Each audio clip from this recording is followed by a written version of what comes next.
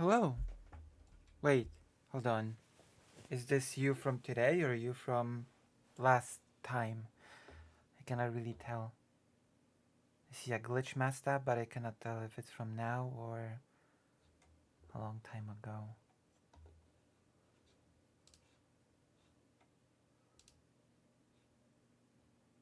Should pay more attention. Let's see. But the glitch master is white.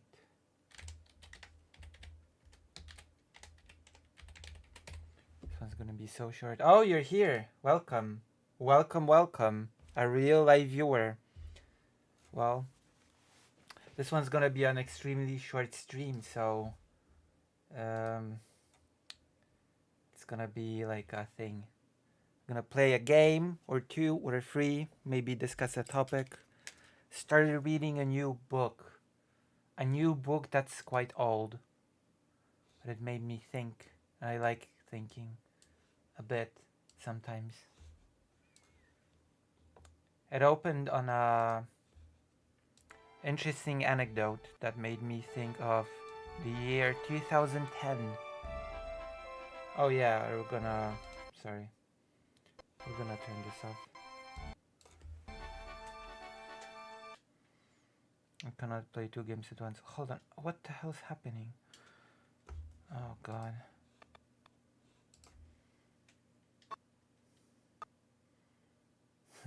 I made a mistake. But I wanna have my progress saved. I started Final Fantasy XIV while still playing FF Tactics, and my computer just went high wire.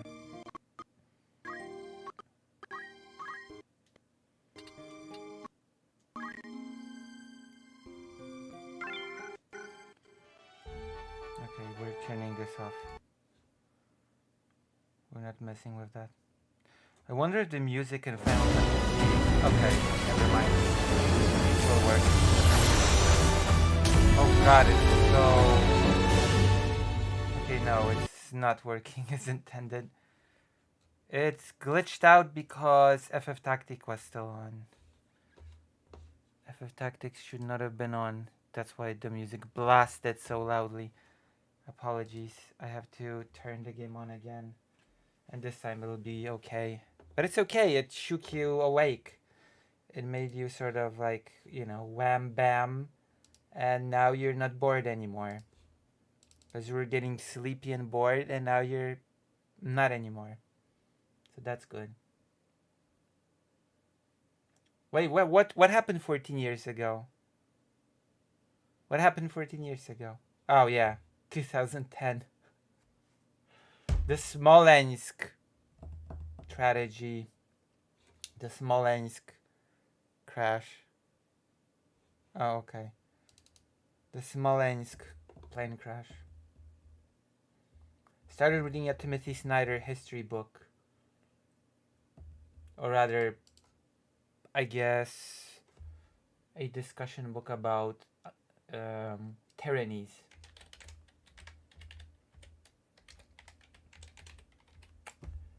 And it opened on an anecdote about the Smolensk plane crash.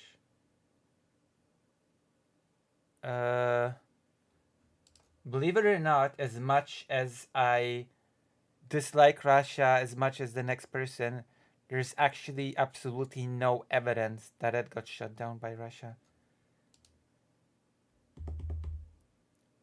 I think you're thinking of a different crash. You're thinking of the Malaysian flight that was shut down over Ukraine. I'm talking about the Polish delegation that went to Smolensk because of the Katyn massacre commemoration thing. So I think we're thinking of different plane crashes. I'm talking about the Polish 9/11, and I'm not even joking. It's treated as Polish 9/11 in Poland.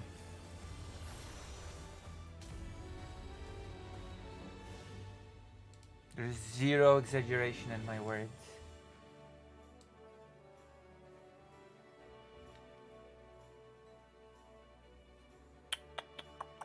That's right. My parents lost a lot of friends in that crash. Gonna be playing some Final Fantasy XIV. I've not been playing Final Fantasy XIV for a long time now. Isn't that exciting? How do you like FF14? Do you like MMOs?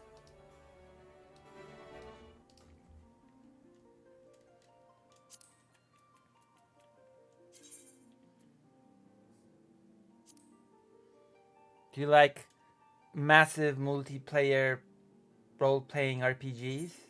Is that your jam? How do you like my character? Eh? Oh wow. I cannot believe you. That's racist. That is so racist. Against Poles as well as Japanese. That's anti-Polish hate. I think it feels like. Listen to the great music. Your character is traveling between data centers. Oh, role-playing RPG. I know. Listen, I've not been feeling well for the last few days. I'm out of estrogen. I'm feeling cold all the time. I've slept all day today. Basically, I don't feel well. I am unwell. I need help. I need assistance. So my brain is fogged. My hormones are unstable. Look, my character looks pretty cool. My hormonal levels are unstable, so I'm unstable. So I'm gonna say some stupid stuff tonight. And then some other people can react to it and tear me apart, and I'm gonna become the biggest streamer ever in the universe or something. It's gonna be great. It's gonna be amazing.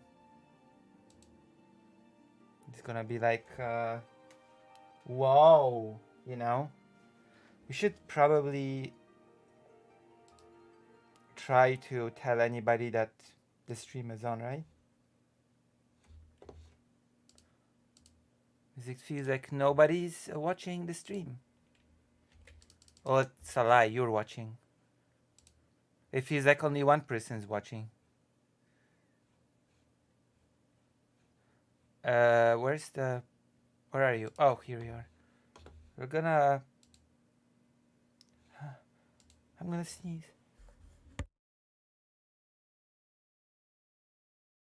Oh, Barry! Oh my gosh, thank you for the tier 1 subscription. I hope you feel better and get your E. I hope so too. I wrote the doctor twice. I have a direct DM opened with him, but he just... It looks like he read it, but just didn't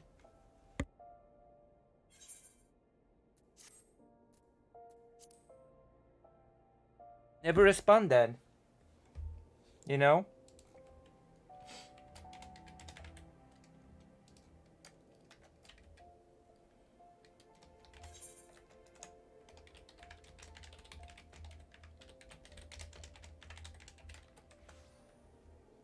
Okay, everyone. Alright. We've alerted the present Sunday server. Doc left you on read? Yes. Literally. I can see his little icon indicating that he read it. Jesus. Doctor. Please. Please give me what I need. And what I need is, you know. You know what I mean? You know what I crave, Doctor?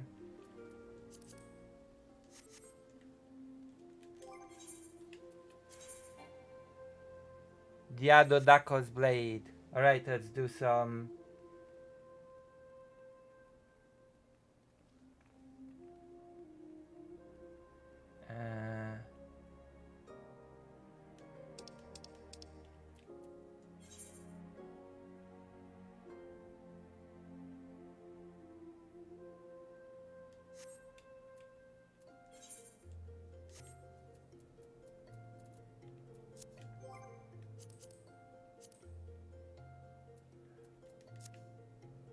do I have any...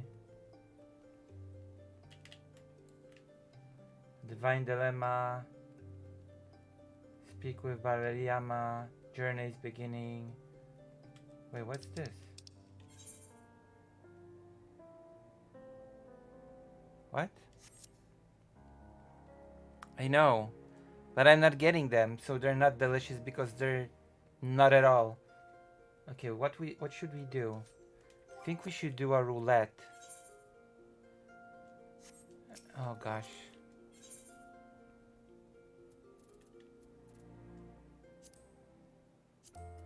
Oh, we talk with the chat, and by chat I mean you, the singular person that's watching right now. Main scenario roulette. Is my character cool or what? We're gonna take off the hat. I feel like I should change the haircut soon. Boom.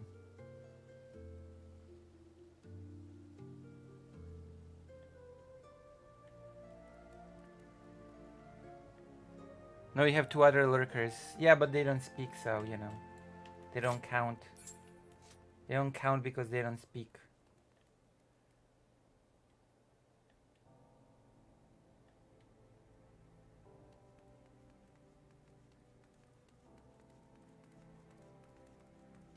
The only people that count is those who actually speak.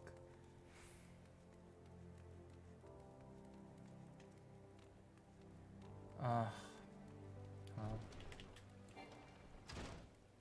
Another day, another thing happened. More things, more stuff. I wonder. Let me check something.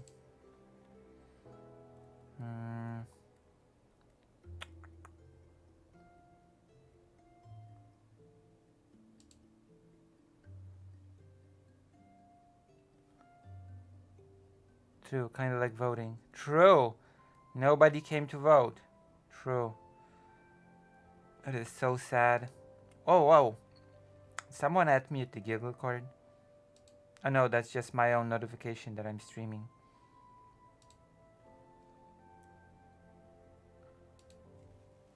I'm gonna write a pity note in my own server. Nobody came to stream. There you go. Isn't that right, Glitch Master? Isn't that right? I wrote, nobody came to stream with a crying emoji. Because nothing makes people more inclined to come watch than pity. Have you seen the new comic that I've uploaded? Have you seen it, Glitch Master, on YouTube?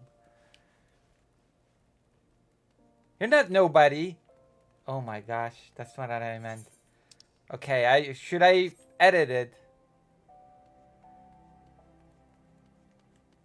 Wait, why can't you read it? What happened? Why can't you read it? I uploaded it on Discord, I uploaded it on YouTube, and I uploaded it on Twitter. I uploaded it in 3 different places, the comic. It's in English! What do you mean? The speech bubbles are in English. Only the sound effects are in... Oh, it actually has no speech bubbles. That one has no dialogue. Yeah. Only the sound effects are in Japanese. And the sound effect only means like that the mouse is silent, and the last effects are like sobbing sounds. Should I add subs to the... Should I add subs to the sounds so that people would know actually what they say? Yeah, those are sounds. Usually anything that's not in some sort of a thought or speech bubble will be like a sound effect. Japanese comic books really are heavy on those sound effects. Manga is really heavy on those captions that say what sort of, you know. Hold on, nobody's... Oh god. The queue is so long. I recognize symbols like from Yo-Yo. Yeah, I'm gonna keep reading. I'm gonna keep saying Yo-Yo, okay? I'm not gonna be proper. Hold on, well, where's Ptasia Mleczko? Oh, there we go. Yeah, Yo-Yo. Yo-Yo's Bizarre Adventure. I'm gonna make so many people mad by calling it like that, but it's okay. You know? It's Yo-Yo's Bizarre Adventure. Yeah, I know. Oh my gosh, President Trump's speech. Yo-Yo's Bizarro Adventure.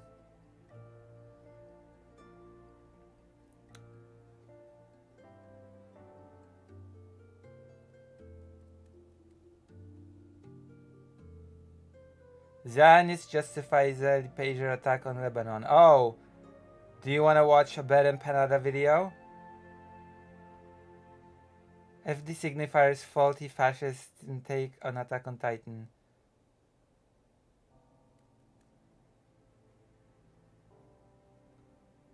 Wanna watch a President Sunday video?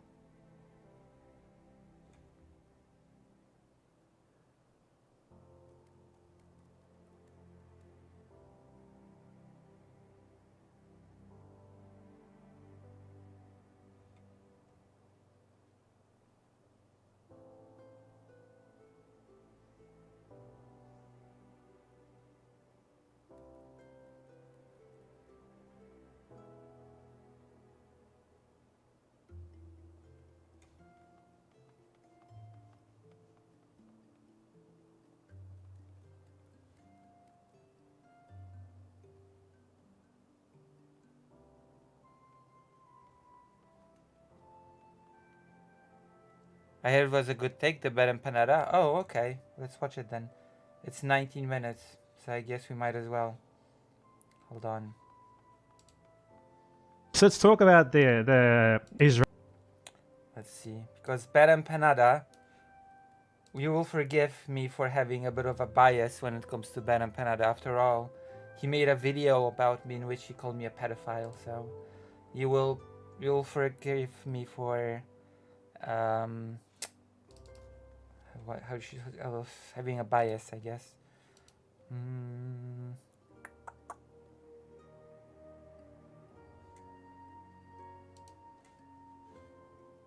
Oh, it's already actually.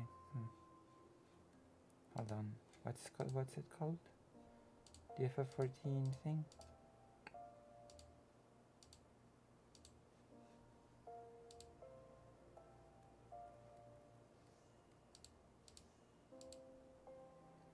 So I guess you'll sort of forgive me, right? For having a bit, you know, Can you forgive me?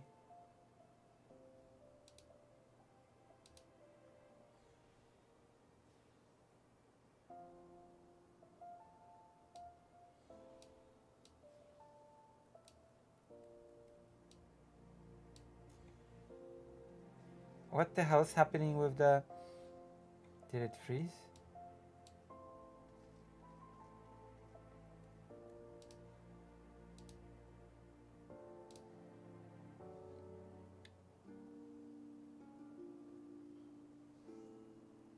How does someone even make such an accusation? Well, you know, by being bad empanada. Wait, hold on. What the hell? Oh. It's hidden. Okay. Can you see the game? Okay. Alright. So let's talk about the Israeli terrorist attack in Lebanon and the people who are defending it. This part is going to be specifically about the initial pager bomb attack. First, I just want to say the most important thing about this, Okay. which is that you need to remember that when you see people talking about this and justifying it, you're not dealing with people who are genuinely interested in having a discussion about whether it was justified or whether it was legal or not. You're dealing with people who are just trying to justify anything that Israel does, no matter what. You're dealing with... I mean, isn't that sort of definitionally poisoning the well right off the bat? Oh, while watching this, keep in mind that you're dealing with horrible people, bad actors that just want to justify anything Israel does. Shouldn't we be able to just watch it and decide for ourselves? Don't we have brains? Don't we... Hello, Ty. Like, I don't know. Said this is a good one, but right off the bat, I don't think this is a... I don't think that's a fair thing to do. To start off with... Hey, you know, I just want to start this whole thing by saying that the people we're about to watch are horrible. They don't really care about anything, and they have an agenda that's this, and that. And I want to prime you to watch the thing in a certain way. Yeah, but you're inclined to agree because you possibly know the people that are being talked about. But that's still not a good thing to do. You know?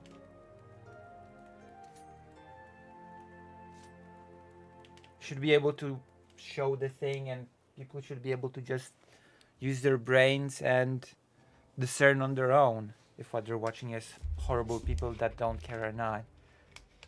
You should not have to prime your audience to view a thing in a certain way. That's what I'm saying.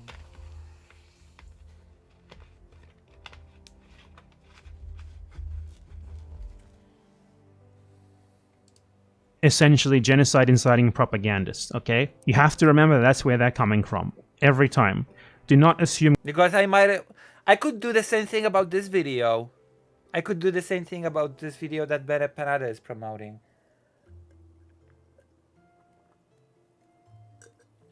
Oh, while watching this, keep in mind that Bad Empanada is unhinged and called me a pedo, which I sort of did, but... But you know...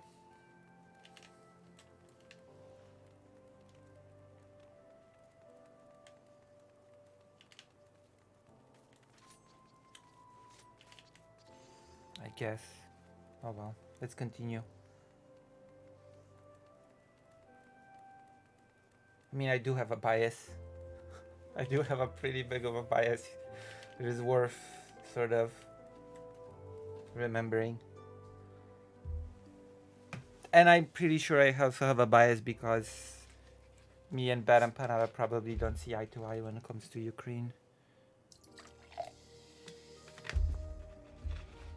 I guess I did grant I have a bias here. In good faith of any of these people. You are wrong. You are wrong to do that. They are just what they are interested in doing is justifying anything that Israel does, no matter what. And the way that you can easily prove this is with a simple thought experiment.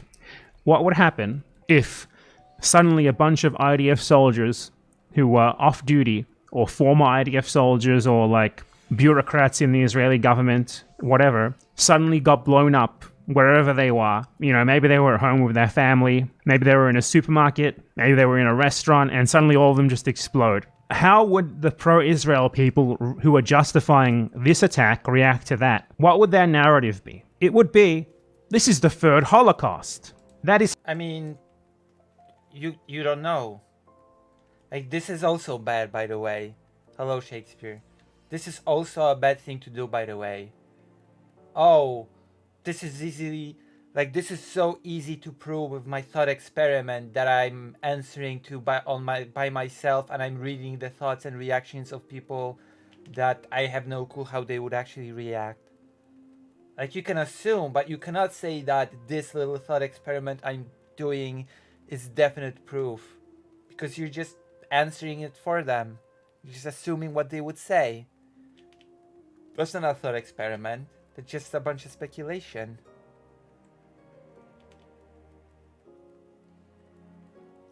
Maybe, possibly we agree on Palestine. Like, he shouldn't do thought experiments which require heavy, you know, speculation on his part. He wants to do the thought experiment, he should invite some of these people to talk and do the thought experiment with them. That's how they would frame it. So do not for a single second imagine Also, that you're wait, the third Holocaust. I heard that phrase before. What was the second Holocaust? What is the... Why the third Holocaust? What was the... Am I missing something? What was the second Holocaust? Hold on.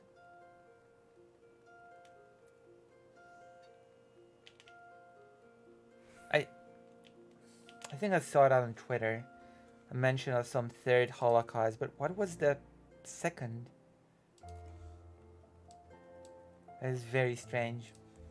dealing with people who are approaching this from anything, or even anything resembling so-called good faith, or people who are genuinely interested in some sort of discussion about the morality or the legality of what they did. The thing that makes this justified or not for them is the fact that Israel is doing it. It's the fact that the genocidal ethno state that they support is doing something to one of its victim groups, which is the Lebanese. Obviously, they're not as much of a victim group as Palestinians are, but make no mistake, their allyship for Palestinians has brought them great suffering over the years at the hands of the Israelis. It's Nazi logic. Okay, that's what it is. Anything that we do is justified because of the group that we are. And these people are inferior to us, and we want what they have for ourselves. So we need to justify everything that we do to them, no matter what. And of course, I'm not sure I'm gonna ally with Ben and Panada on this as much as people might think. I think I'm closer to allying with President Sandy on this than Ben and Panada, from what I've seen.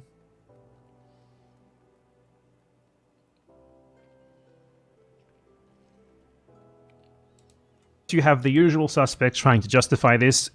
Like, it's actually crazy that Lonerbox ever tried, for example, just to use a really obvious example, ever tried to frame himself as a pro-Palestinian when the depths of, like, the justifications that he's going towards to justify anything that Israel does is now justifying the clearest examples of, like, possible of, like, violations of international humanitarian law, which liberals like him usually try to cite and justify.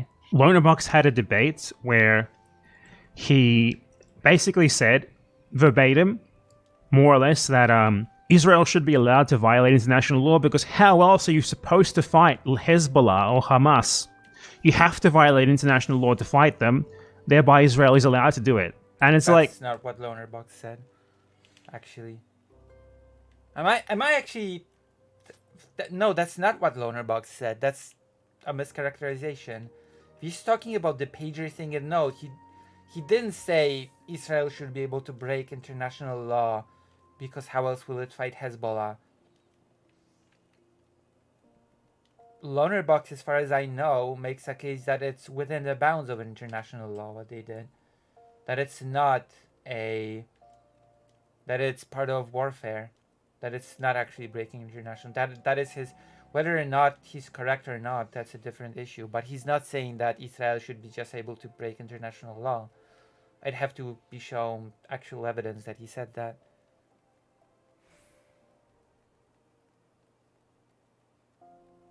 You sound very soft in comparison to the video. So what, the video is too loud? Hold on.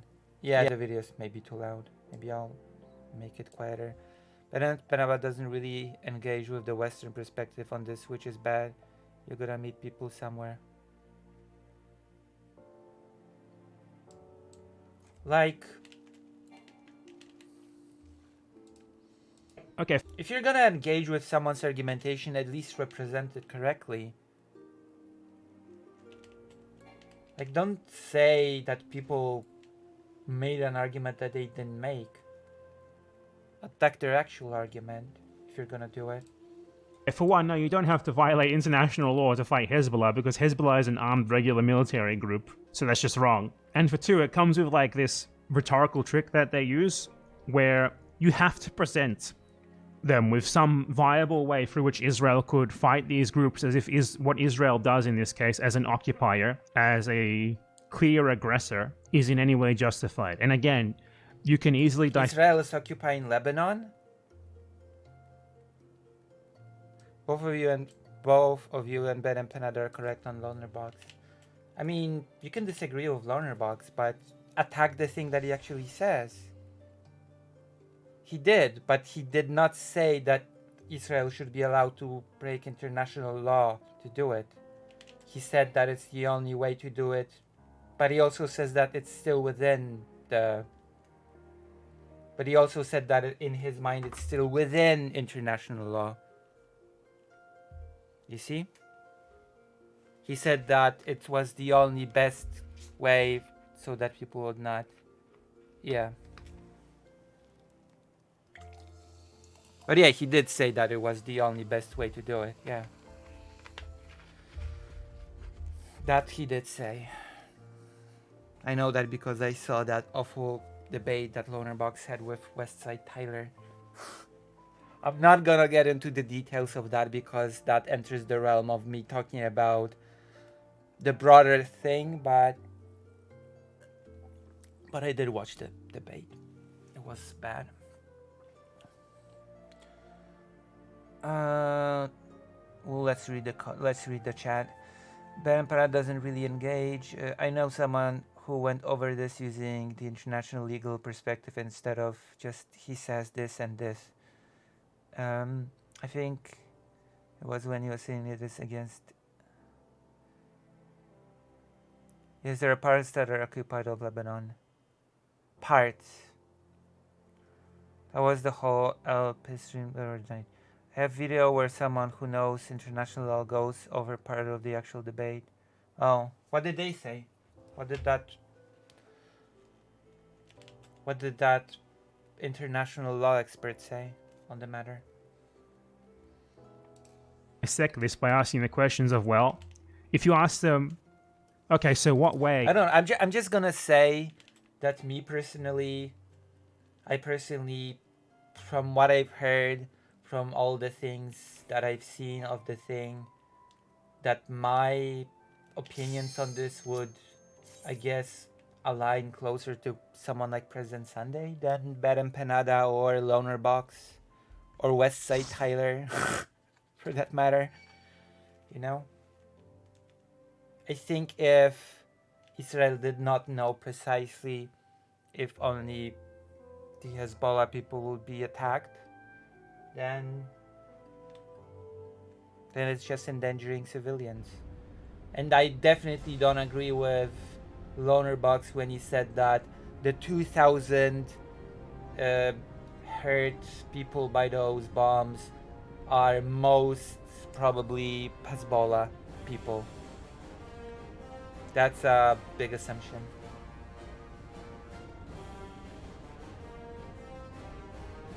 One of the most sanest people on YouTube. I try. Although I'm probably not going to be very sane tonight because my hormonal balance is off. Also, I should make the game quiet. Is Russia allowed to fight Ukraine? What way is Russia allowed to carry out its invasion of Ukraine according to you? They would say, it's not allowed to do that. It's only allowed to leave. Every single time they would tell you that. The only right that Russia has in Ukraine is to get the fuck out. And that's my position as well. But the thing is, when it comes to Israeli aggression, when it comes to Israeli colonialism, when it comes to Israeli invasions, Israeli atrocities, their response is like, well, what else are they supposed to do? So again, do not try to respond to these people based on any sort of assumption of good faith. Don't argue with them on their own terms. They have no principles. They have nothing that they're standing. That I they're don't think these conflicts are comparable, to be quite honest.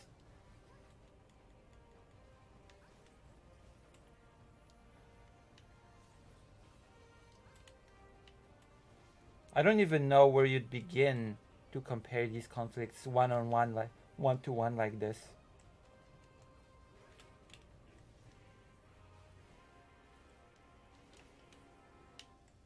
There are elements that are comparable, but there are elements that are absolutely not when it comes to this whole thing.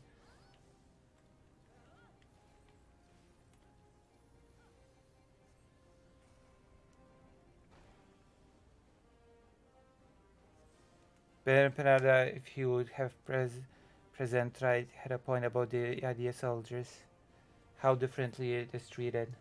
He does have a point about that, but it is not a point that he just assume 100% would happen. You know? Because he said that it's definite proof of something, and you cannot use speculation as definite proof of something.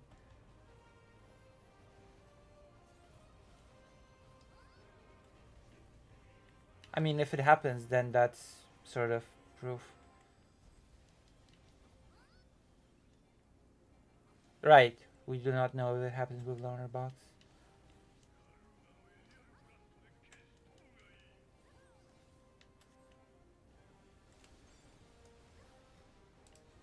Abiding by here. No consistency, no nothing. The only consistent principle that they have is I have to defend Israel no matter what it does, and no matter how much this is clearly inconsistent with the rest of the beliefs that I claim to uphold. There was a particularly telling moment in like Loner Box attempting to justify this, which I thought was absolutely incredible, and I'll show you this now. So he was attempting to justify this attack, and just before I continue, I want to explain how this is a clear violation of international humanitarian law, which is basically international law regarding war. It's really very simple.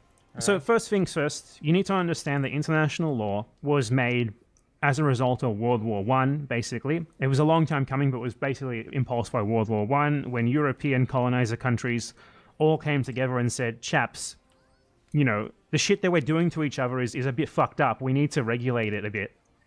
And unfortunately, a consequence of that was that in order to sort of maintain this charade of, you know... only a bit. There are a lot of things that were not regulated well into World War II and beyond. After all, well, I mean, genocide, right? That's a big part of international law and has not become a thing till after World War II. Chaps.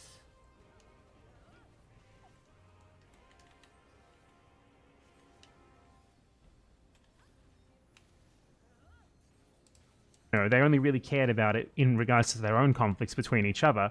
They also had to apply it to everyone else as well, or at least pretend to do so. So in situations where they clearly thought that it was fine to use poison gas and shit, like against colonized people, they sort of had to pretend to back that up there as well, rather than just, in a conflict between like Germany and France or whatever. So that's basically how international law developed. And over time, it obviously changed and it evolved into what it is today. But it's important to understand that international law, like law regarding war crimes and such, the point of it is basically for that. It's the limit of what is allowed in conflicts between like the world's most powerful empires, basically.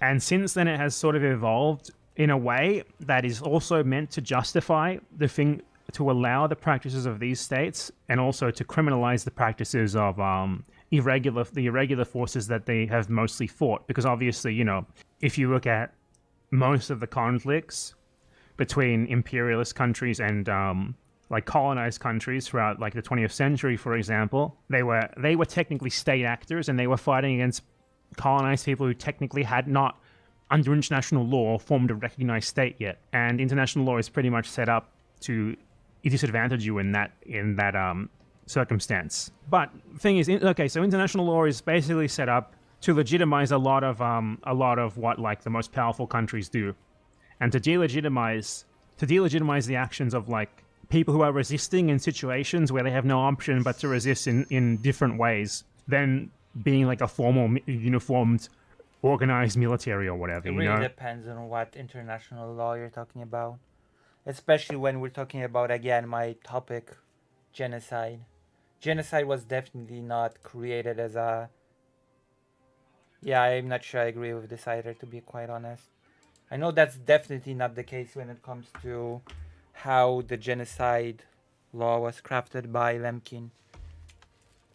It was actually explicitly made for the sake of the people that could not defend themselves and living within states. When Lemkin created his genocide law, it was specifically so that certain groups could not just be killed by powerful states because they have a whim. It was targeted against places like the USSR, places like Turkey, places like Germany. You know? It's actually like the opposite of what is being posited here.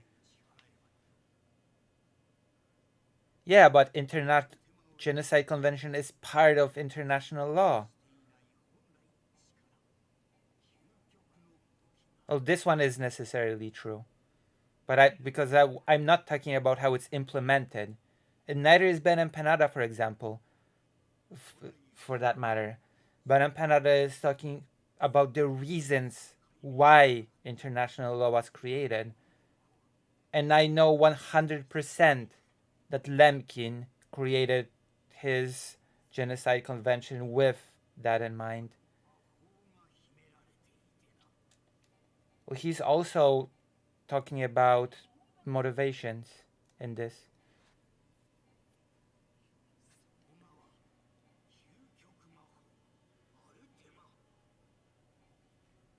So he's talking about both. And I'm talking about my disagreement with the motivations.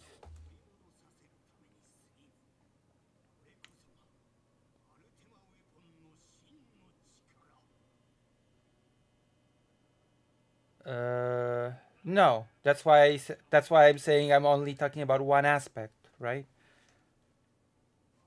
Restriction of chemical warfare is also a different aspect of international law. I'm talking about the genocide one because that's the one that I actually know at least a bit about. So I can speak on it and the motivations of why it was created.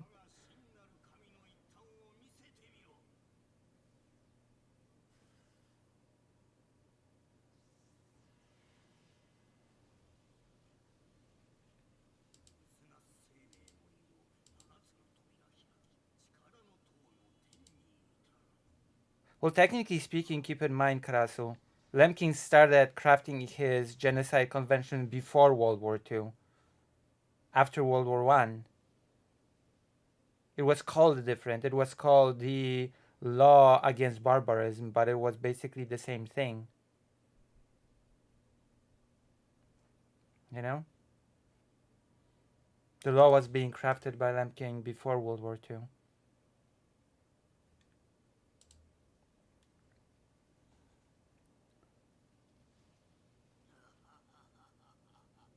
Yeah, that's why I'm saying that I'm only focusing on one aspect, the one that I know more about.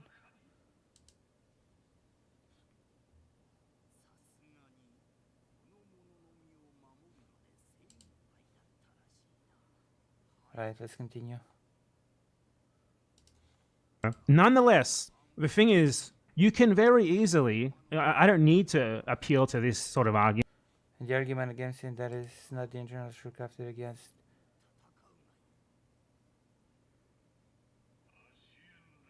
No, I don't think it was crafted like that. in the vast majority of these cases, because on these people's own terms, because Lonerbox, if you asked him, for example, he would 100% tell you that he supports international law, and that's fine, because I don't need to shift away from international law. In this case, I'm happy to argue on their own terms, because under international humanitarian law, this is the most obvious case of an indiscriminate attack imaginable. Because even if we accept the thesis that these pages were bought by Hezbollah 6 months ago or whatever it was. So Hezbollah is not just a militant organization, it's also a political party. It's basically like a pseudo-government. Most of the people in Hezbollah... Right, I heard this argument as well, that since it was made during the... I think it was even made by President Sunday. And it's a valid point that you don't really know where those pagers would go necessarily without some extra information that we are not sort of being proven that Israel had. In this case, because like he's saying here, Hezbollah is a governmental body, and since that's the case, Hezbollah can order pagers and could, theoretically speaking, just distribute them all to hospitals, every single one. And what then? Suddenly we'd see a bunch of explosions in hospitals and a bunch of doctors dying. So unless Israel can provide some evidence that it had some prior knowledge that only militants would get those pagers, then, you know.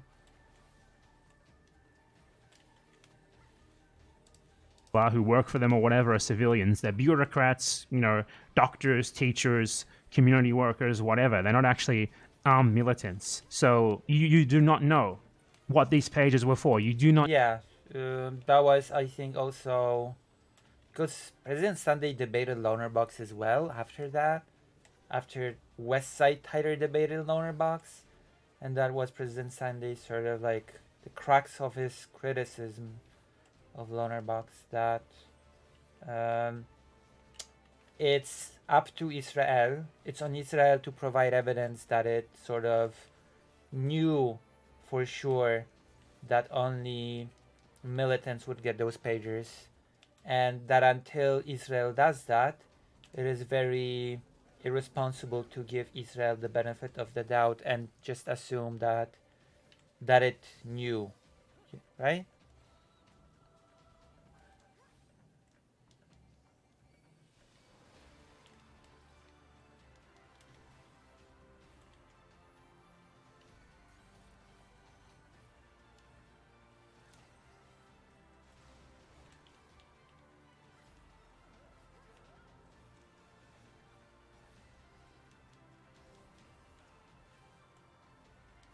I'm not so sure. I'm not sure. It doesn't matter if it produced anything. Well, it does matter, because even if the vast majority of people were not in the militant wing of the Hezbollah, if Israel can provide evidence that it only targeted that military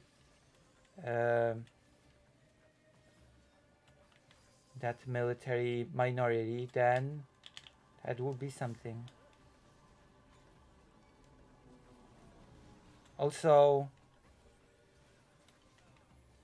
if Hezbollah is attacking Israel via missiles, etc., then doesn't it give Israel a right to strike back?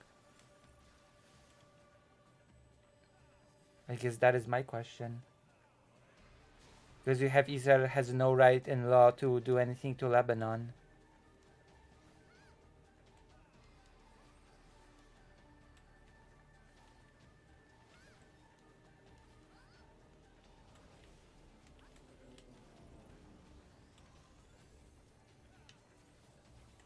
Also, what evidence do we have from what actually happened?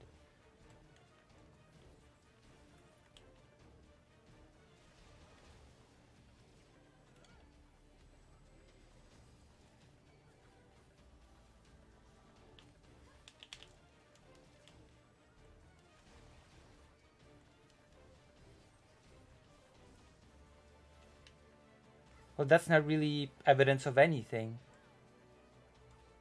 That could be evidence of miscalculation, for example.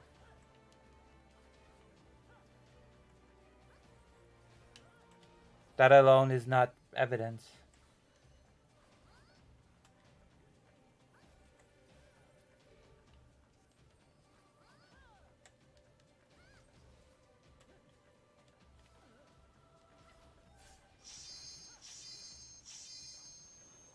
Also, weren't most people who died actually militant?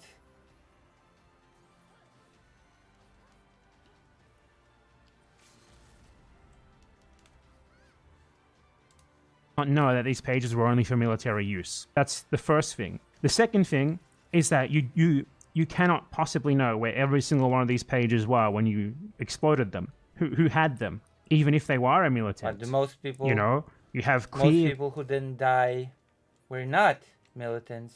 Like last data I was shown or told indicated that most were.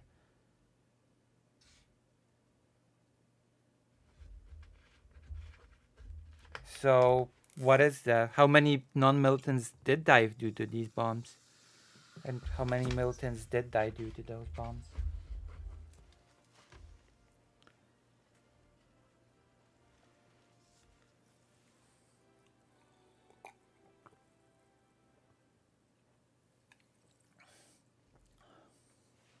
Well, it does, doesn't it?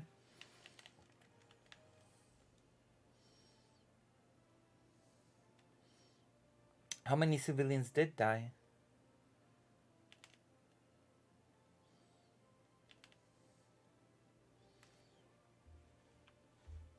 About 2,000 people were injured from, at least from the last.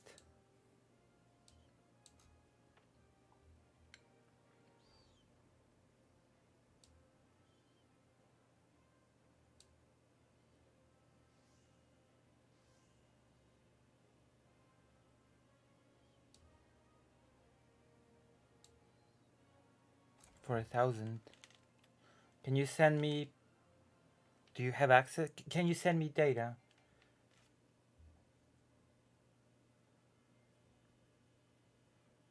And collateral damage being invoked on an espionage mission.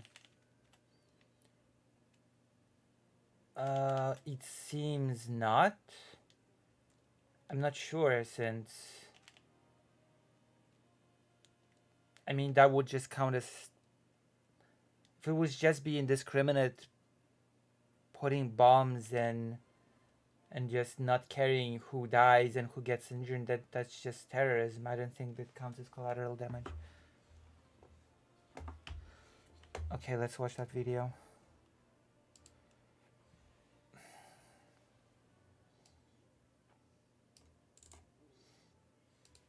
Who is this person?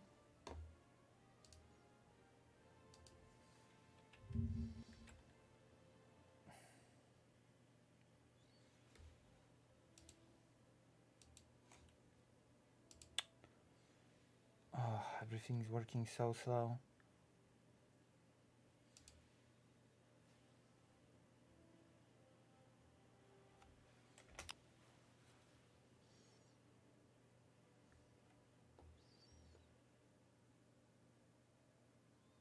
Are you familiar with President Double team? What do you mean?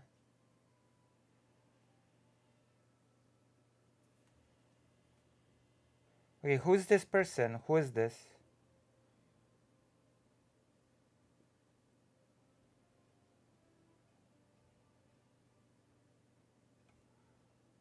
Untitled Anarchist Seagull Channel. Who is this?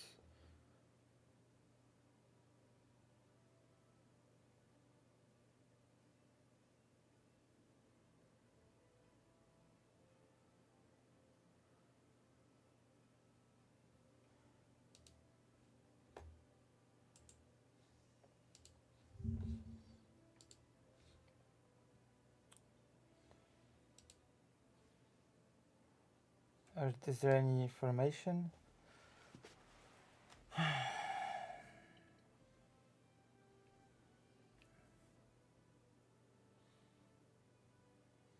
An international what? An international law expert is in.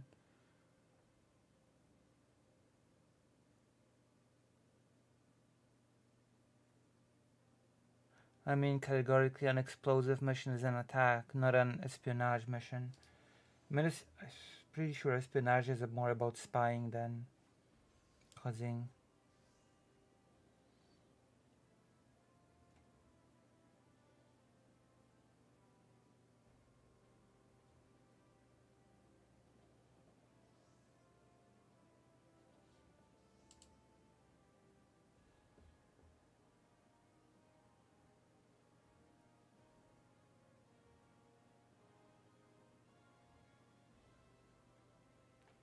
A legal translator, by the way, is not the same as a legal expert. I'll just put it out there because I know what a legal translator is.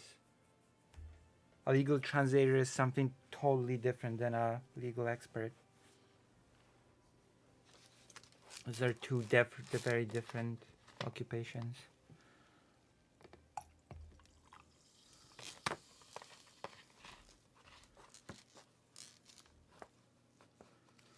And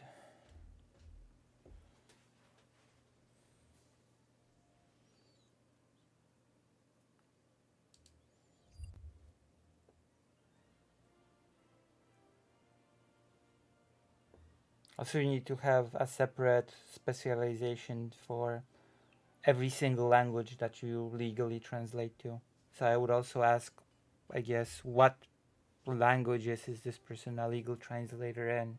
Because you don't get a blank, I'm a legal translator for all languages that I know. You have to get a separate exam for every single language.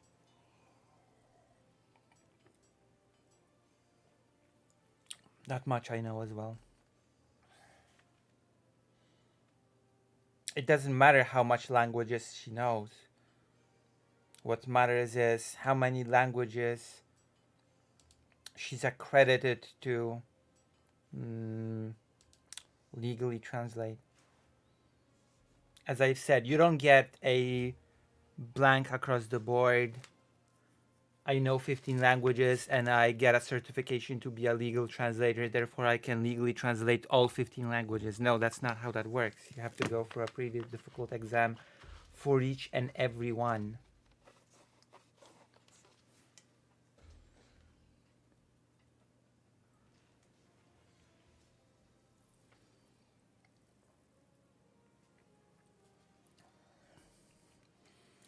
Because legal translation is very, very specific.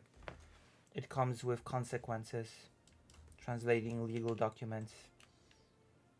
Which is why you can be a linguist, let's say in English, but you're not gonna be able to legally translate a text from English or to English if you're just and educated like in English as a language. Or if you study German at a university and if you graduate German studies at a university, it does not give you any right to legally translate from or to German. You have to separately pass an exam to become a legal translator from and to German. So how many languages you know becomes completely irrelevant when it comes to how many languages you're legally allowed to translate to or from. Sunday, I happened to run across one of his videos a while back about Xander Hole, but I'm not really familiar with him. Okay, let's check this out. Oh, it's an hour video. Well, we're not going to get through the whole thing, but... So here's the deal. Westside Tyler's What's with the echo?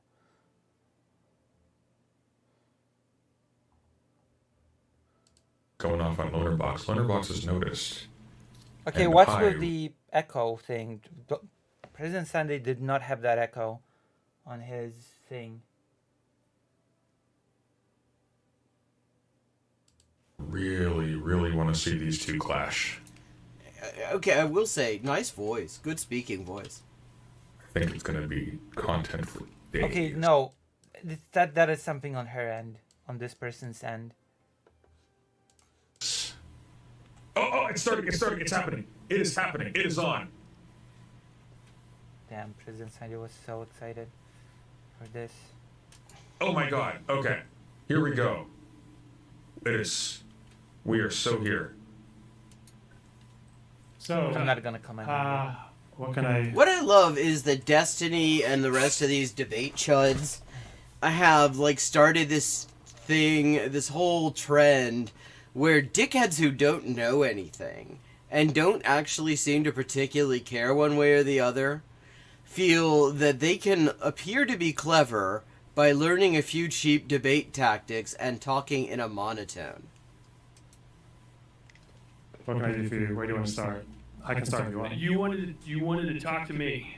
Okay. I feel like when I usually have these conversations, Okay, should I get into the inception, the reaction to the reaction to the reaction to the reaction mindset by saying that the people that open the debate chats and comment on how debate chatty the debate chats are in essence no better than the debate chats themselves? Become the change that you wanna be in the world. Enter the debate thing and show people that you have the knowledge and you don't speak in a monotone. Here you go. That's my advice. sometimes there's a bit of a dissonance because there's It's on. some foundational things that they don't agree on. Oh, he's gonna. Oh, this appear. It's this. The text is really blurry in that window inside a window.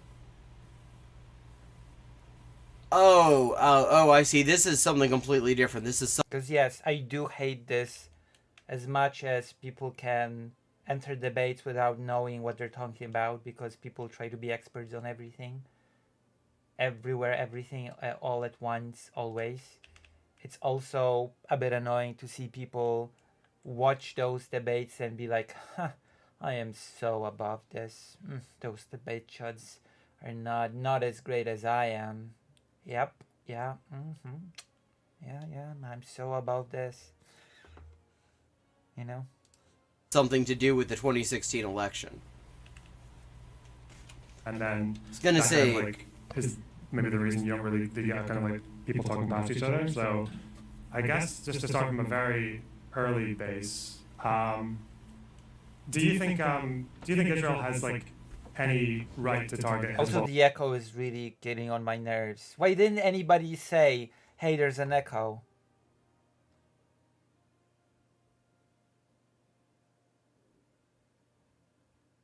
Also, you're familiar with him.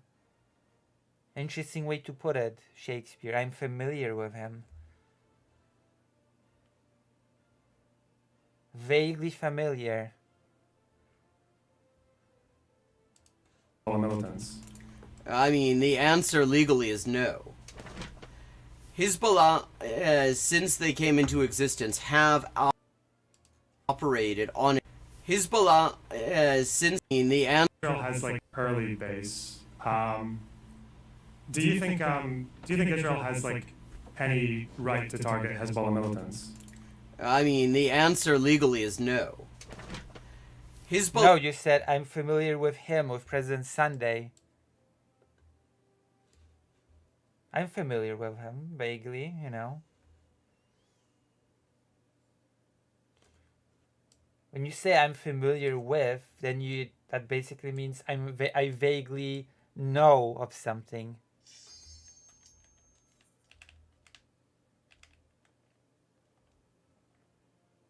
I'm familiar with basically means I know of him.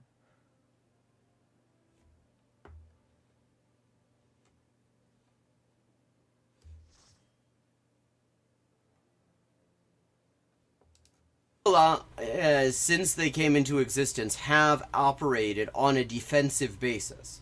They defend Okay, I have to listen Lebanon. again. Since no. Target Hezbollah.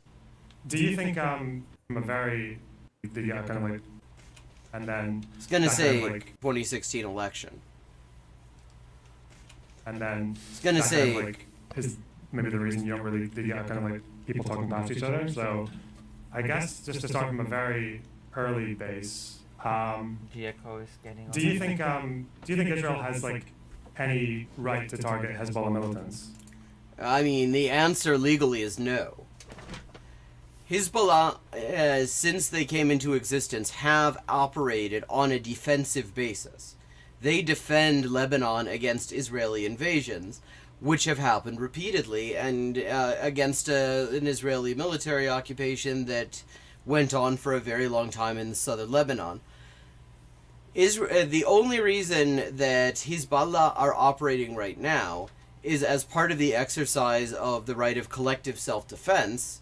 They are operating what they call a support front for to help defend the population of Gaza against the genocide that's going on. Literally, they are joining in the exercise of the right of self-defense under Article 51. Israel has Hold on. one recourse One moment. to stop that. 50. They are what they call a support front for to help defend the population of Gaza against the genocide that's going on. Wait, hold on. But that I guess that makes me ask, since I'm surprised nobody asked, since there's a legal expert. They are as part of the exercise that Hezbollah are operating right now is as part of the exercise of the right of collective self-defense. They are operating what they call a support front for to help defend the population of Gaza against. Okay, what's the legal basis for that support plan? What's the legal basis for that support front of defending Gaza against genocide?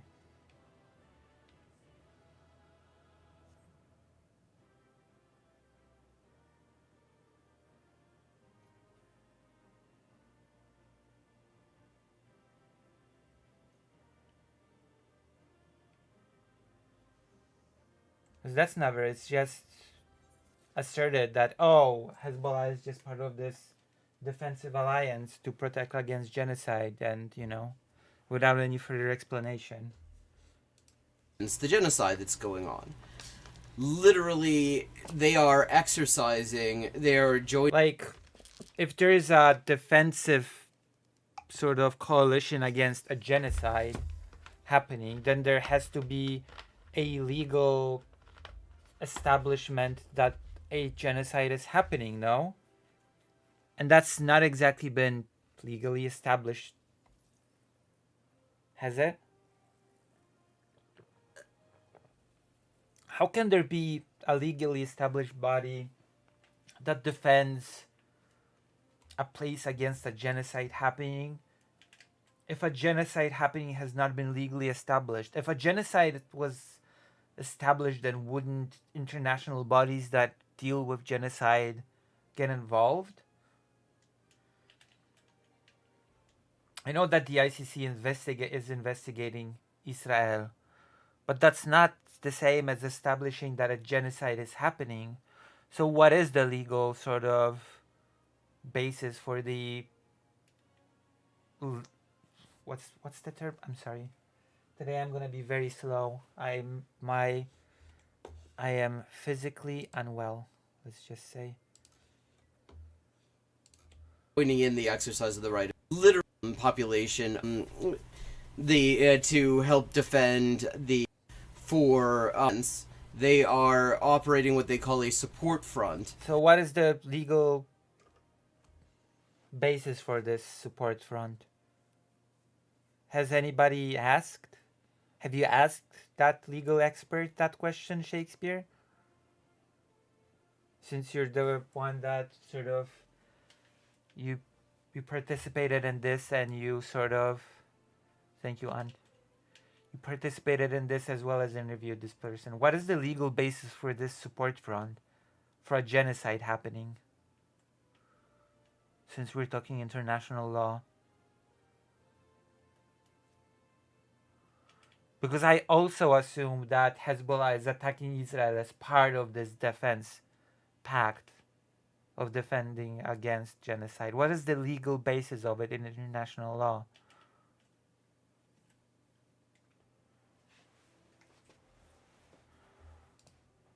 For the to help defend the population of Gaza against the genocide that's going on.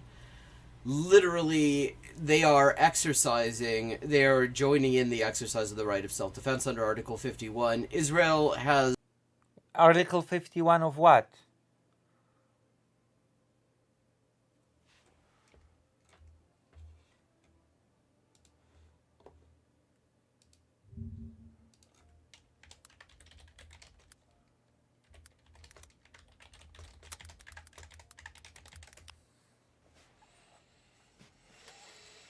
United Nations.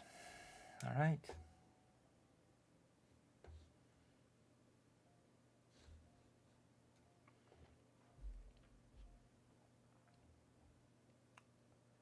Nothing in the present charter shall remain the inherent right of individual collective self-defense if an armed attack occurs against a member of the United Nations, until the Security Council has taken the measurement necessary to maintain international peace and security.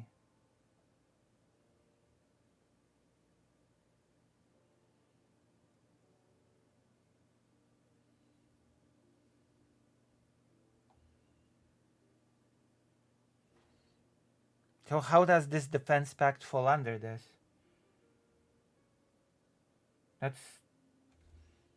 That defense pact does not fall under this, from what I'm seeing. How does it?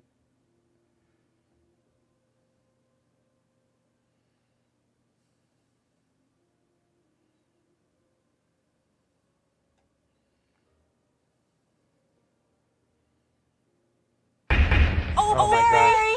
Thank you, Tyree, for the $20. Stay golden, Lucy. Thank you. Well, right now I'm staying cold. So I'm not... one recourse to stop this, and that is to do exactly what they say and end the genocide. No, that's nonsensical. What does that have to do with Lebanon? That's nonsense. Like, that's not a comprehensive explanation to me at all. Oh, Lebanon, oh, Hezbollah is part of this defensive pact against genocide, so the only way to end this is to end the genocide. But what is the legal standing for this defense pact? It's none of this has been...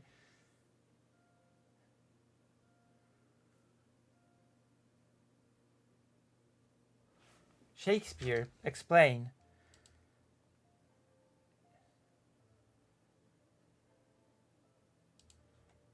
Nasrallah has been extremely clear that the support front will shut down in his... What is this support front? What is the international law basis for this support front? Like you said that this person is an international law expert. What is the... I know I keep asking this over and over and over again, but what exactly is the legal standing of this defense league pact? Words without discussion. If the support front will shut down, in his words, without discussion, if the genocide stops. So without that, the support front will shut down, in his words, without discussion, if the genocide stops. So now the way it works with the right to use force in international law is that you have to exhaust all nonviolent possibilities. The most obvious nonviolent possibility to exhaust here is not doing genocide. Yeah, but that has nothing to do with Lebanon. Like, the link has not been established. There's just this defense front that just... They've decided we're part of the defense front, and now we're defending Gaza against a genocide that has not been legally established, and therefore we're just... Are you still watching Shakespeare?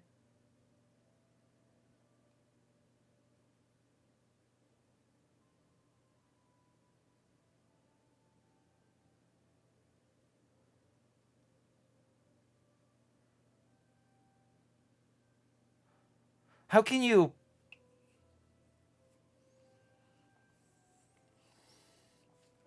How can you defer to international law when it comes to actions against some defense league that just formed on I have no clue what basis?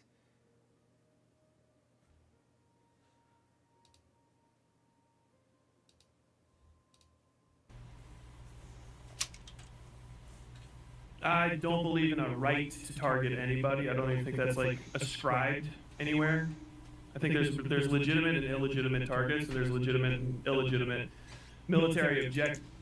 Like now, the whole argument rests on the legitimacy of this defense league or whatever it's called. And it's not been established by the legal expert, and that's very bad. Because I defer to the expert, but the problem is that the expert has not really laid down the groundwork for me to, you know? he's kind of wrong here. Because there's a step before this. What he's talking about is what in international law is called jus in bello, law at war. Which is to say, if there's a war going on that is in itself if the use of force is in itself legitimate, that's the first question, then there are still things that you're not allowed to use it against. So the first question, before you even get into whether a particular target is legitimate or not, is whether there is what's called jus ad bellum, which is the right to wage war at all. If you don't have that, then it doesn't matter how legitimate... Are these Spanish terms? Why Spanish terms?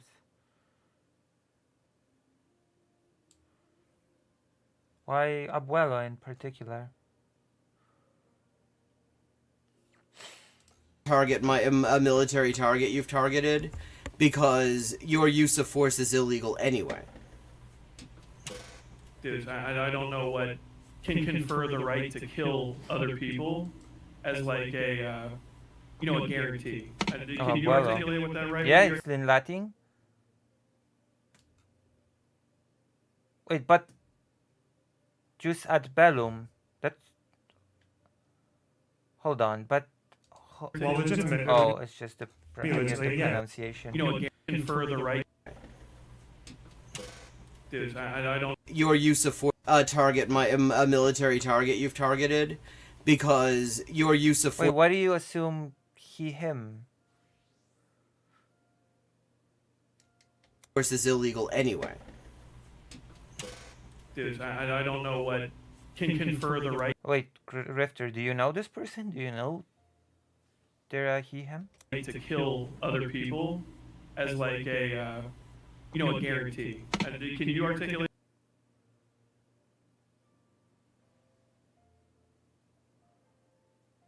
It says she, her from what Shakespeare says. No, that she's a she, her. What that right would be Well, articulated? legitimate. It would be yeah, as in legitimately. Can they target Hezbollah fighters? It's the implication of something being a legitimate target is you have the right to... Also, notice that he just assumes that anyone who's in Hezbollah is a fighter. Hezbollah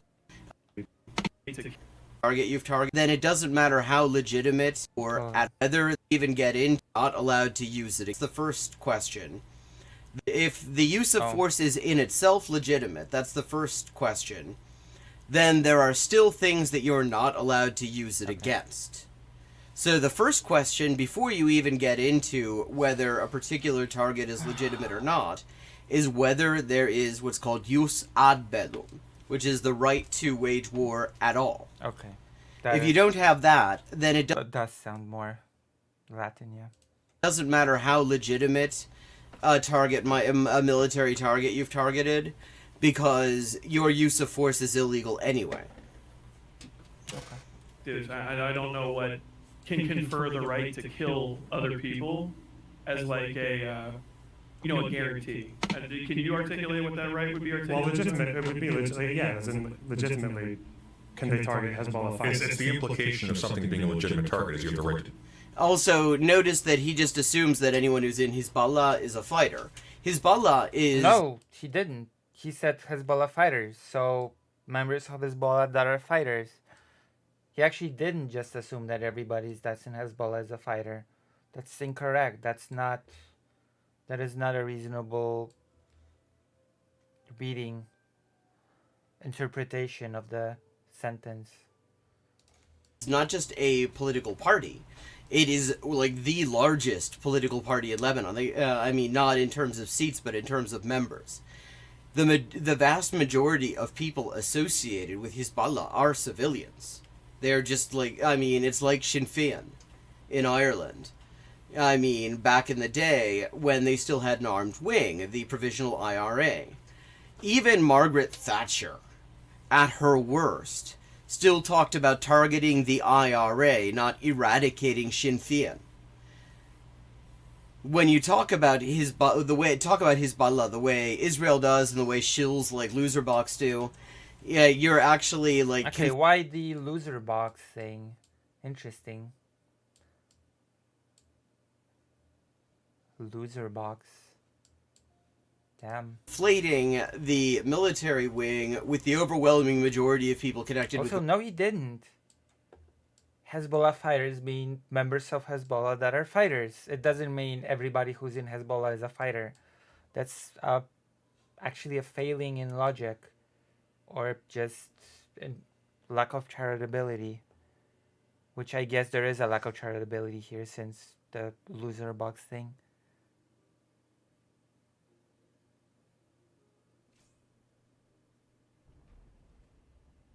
That is true, but again, if you're gonna attack someone on their arguments, attack them on their actual arguments. You don't have to create additional arguments to attack people on. It's just there are enough arguments that people make to attack them on. If someone says these bombs attacked Hezbollah fighters and Hezbollah fighters were legitimate targets, it does not logically follow that what the person is saying is anybody who's in Hezbollah is a fighter. Like that's just not the logical follow through here.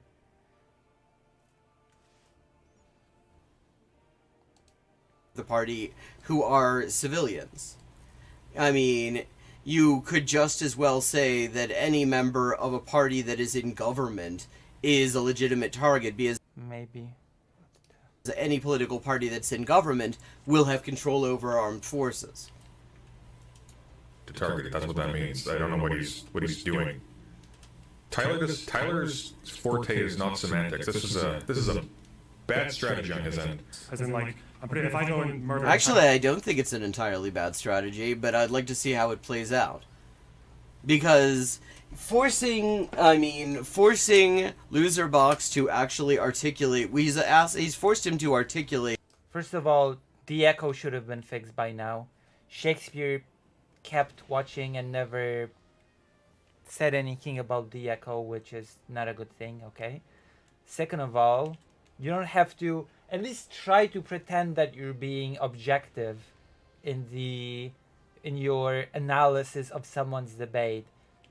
President Sunday does not like Lonerbox. President Sunday has a big dislike for Lonerbox, but he doesn't call Lonerbox Loserbox every 10 seconds. You don't have to remind people that you have like a bias to this degree against a person. That is a bad strategy in my opinion.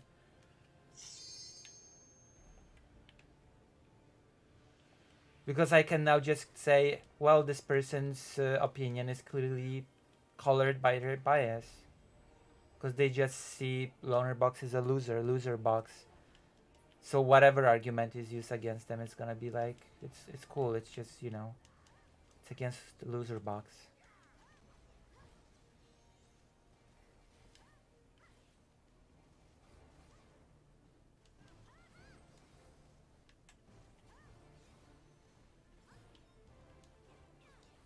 Like this is not a good way to approach things. A moral principle. By doing that, there's actually, it's not necessarily a bad approach. It's soldier, a question of where he's going with reason it. to do that. But if China wages war on my country and I'm a soldier, then I probably can. That's what I mean by right. Gotcha, but that's not really what a right is. It's kind of just, but it Okay. is. Okay. That is though. Don't want to get. I don't want to get into a You're unimpeded by mores or the law. That's what a right is. philosophy argument. So Well, yeah, of course he doesn't want to get into anything that would involve any depth because he doesn't have any depth. Well, it's your phrasing. With legitimate, it's your interpretation of my phrasing. You jumped to legitimate, so it seems like you understand what I mean by right. Well, that's not what I mean. Okay. I won't say that. Do you think Hezbollah militants are legitimate targets for Israel? Again, here he goes. The word he is looking for is members. No, that's incorrect. The word is looking for is not members.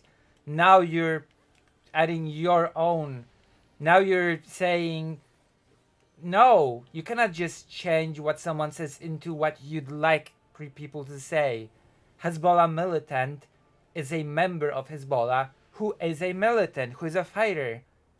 You said it yourself, not every Hezbollah member is a fighter or a militant.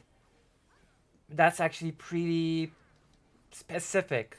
I'm sorry, in this case that's just bad. You cannot just say, oh, what Lonerbox actually, what you're looking for is Hezbollah members and not all members are fighters. That's just, I don't know where this is coming from. But no, Lonerbox is not actually looking to say militants, he's looking to say members. Well, no, if he meant members, he'd say members. People are not idiots. Do not assume just because you're calling someone a loser, do not just assume that they're an idiot. People know what they're saying. He probably, since all he's really done is like bogart Israeli propaganda, does not realize most people in that party are not involved. There you go. That's just bad faith. I'm sorry. That's just dishonesty. You cannot just say, oh, Lonerbox says militant, but he actually means all members. What he's looking for to say is members of Hezbollah, and he doesn't understand, therefore, that not all members of Hezbollah of the party are militants. No, that's just nonsensical.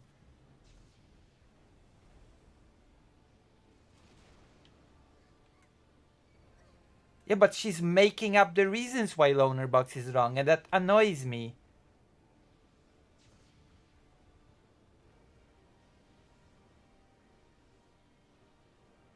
No, she's saying that Lonerbox should have been saying the wrong thing. She said what he's looking to say is Hezbollah members. And then continues to say, and what he doesn't understand is that not all Hezbollah party members are fighters.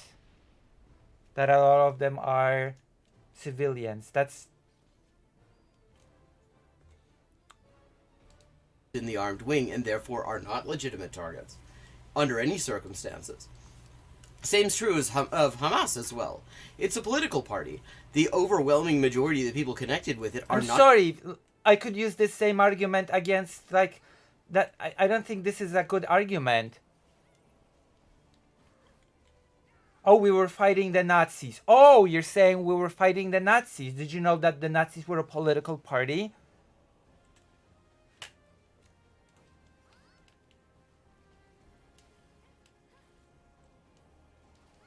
Did you know that? Did you know that not all Nazis were actually militants? There were many Nazi party members that were just civilians. Did you know that? That is not an argument.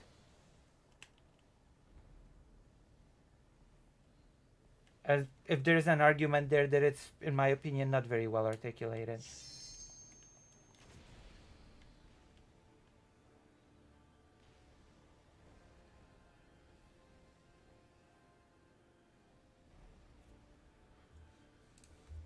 Connected to the military wing.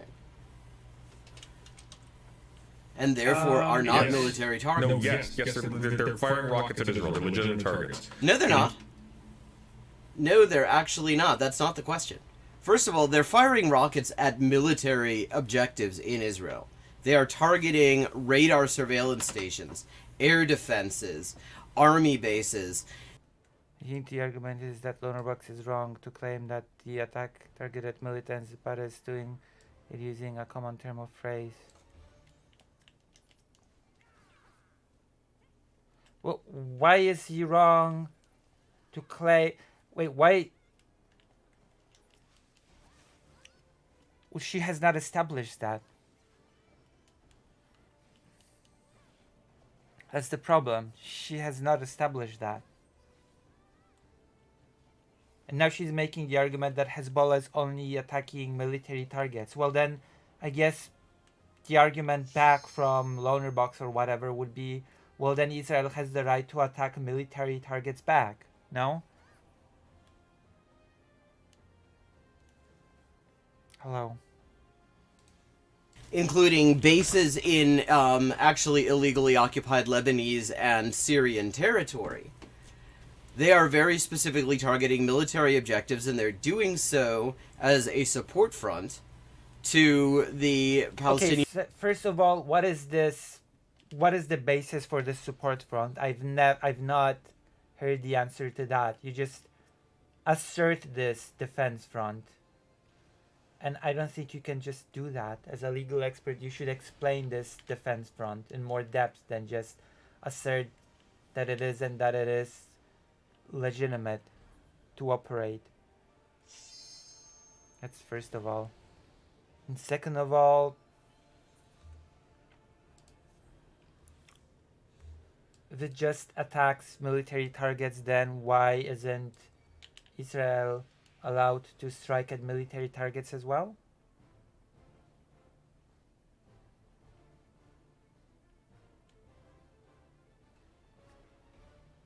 Well, we don't know that. That's not been established. That was the whole conversation, that we don't know that. That was the whole crux of the discussion, that we don't know that because until we can assume we can start with the stance that that was the case, but we still have to demand some sort of evidence from Israel.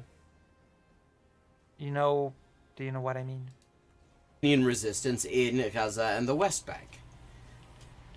Under international law, and this was reaffirmed by the recent advisory opinion of the International Court of Justice, the Palestinians have every right No, to it wasn't. use No, force hold on. to- No, it wasn't. Actually. Yes, the International Criminal Court or International Court of Justice is investigating Israel.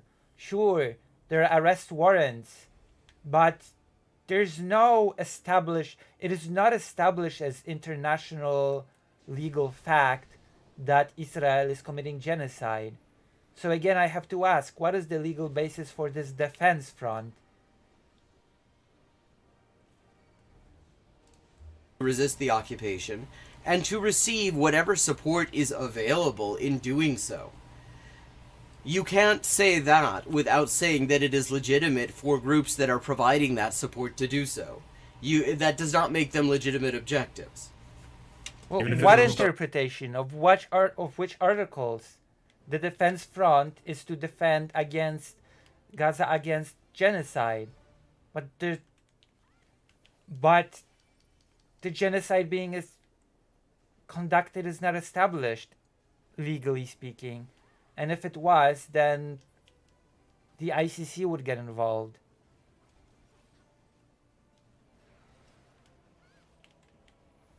Not just that would assume that the investigation was over and that the genocide was established.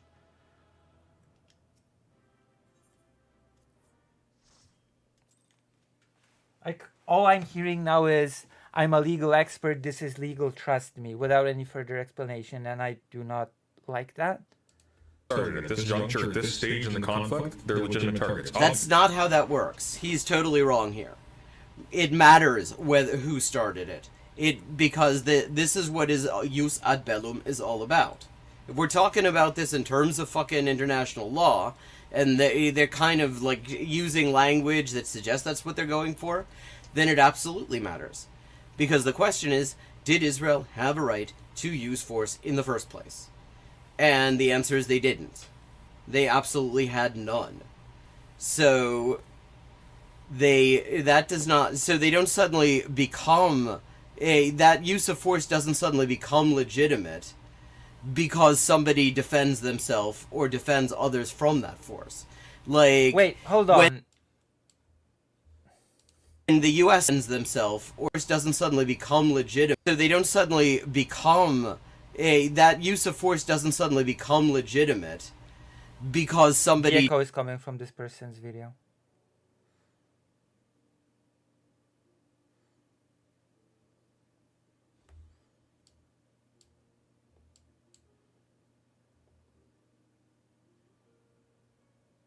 Right. defends themselves or defends others from that force. Like, when the U.S. invaded Iraq, that did not suddenly mean that they could claim self-defense when the Iraqi resistance started attacking them. The only right of self-defense they have in that situation is to fuck off. Obviously. Legitimately. No, what is, that What isn't. is killing any specific Yeah, but Hezbollah person again, all of this rests on this defense pact and its legitimacy. Like, Lebanon cannot just attack Israel and say, oh, we're legitimately attacking Israel because it's part of this defense pact that we've decided that defends Gaza against genocide. Because it makes quite a few assumptions, if that's the argument. Because this defense pact is being invoked here over and over and over again without being established as legitimate. Where did Shakespeare go? I demand answers.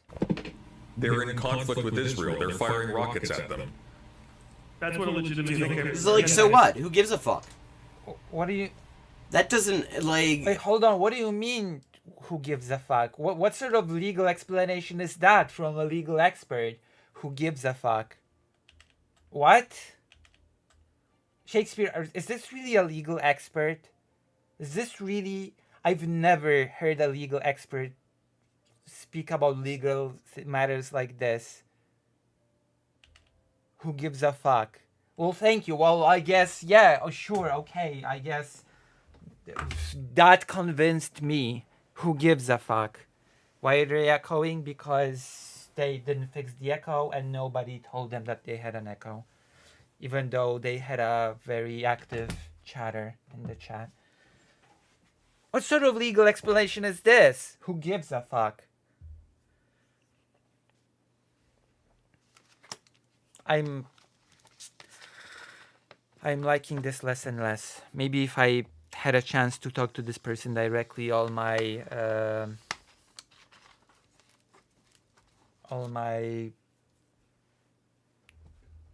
doubts would be cleared.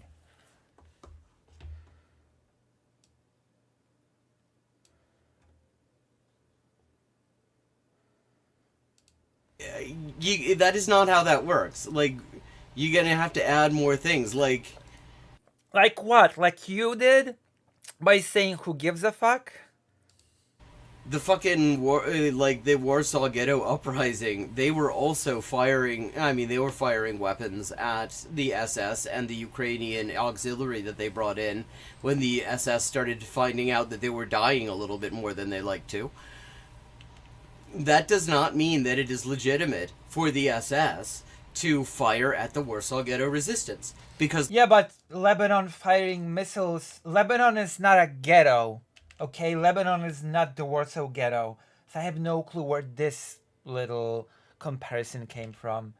Lebanon is not a bunch of people locked in a ghetto aimed at this, like, marked for extermination that decided that they will die fighting. Like, that is a completely out of... I have no clue why this particular example. Because it's absolutely unapplicable.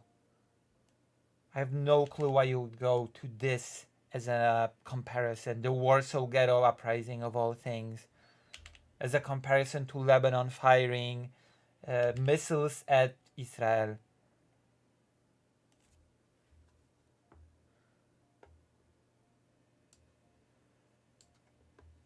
I have no clue why they would give this example.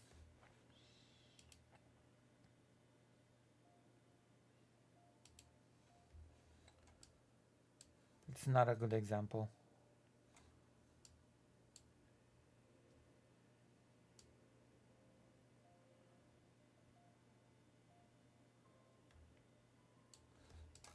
The fundament for the SS to. That does not mean that it is legitimate for the SS to fire at the Warsaw Ghetto Resistance, because the fundamental question is: did the SS, did Israel, did the U.S., did the aggressor have any right to start the thing in the first place? The U.S. Mental question. The SS they brought in when the SS started to fight the SS. They were also the fucking the Warsaw Ghetto Uprising. They were also firing. I mean, Lebanon is not a ghetto. Okay, Lebanon is not a ghetto that is being marked for extermination and decided to fight back. Warsaw Ghetto didn't even decide to fight back. It decided to die fighting, which is also a completely different matter. They were firing weapons at the SS and the Ukrainian auxiliary that they brought Well, in. I'm sorry, this person, according to Shakespeare, is an international law expert. Which Shakespeare has disappeared from the chat. Just dropped this video and moonwalked away. This person, from what I've heard, is an international law expert.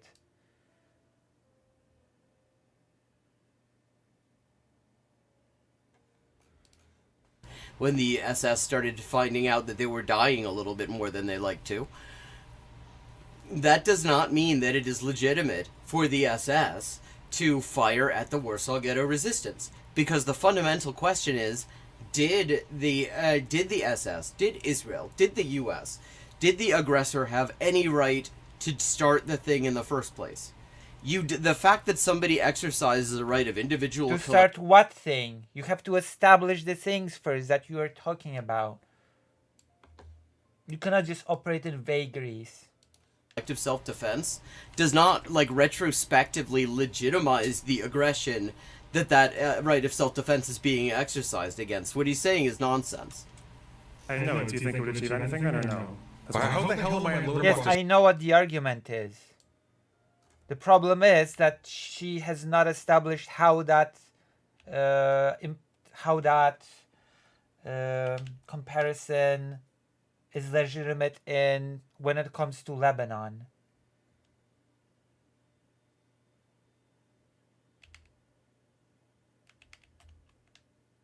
You see?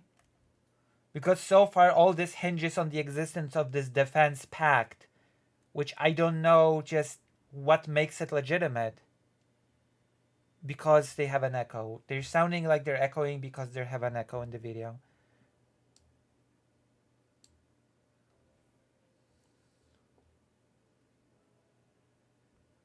Illegal aggression against whom?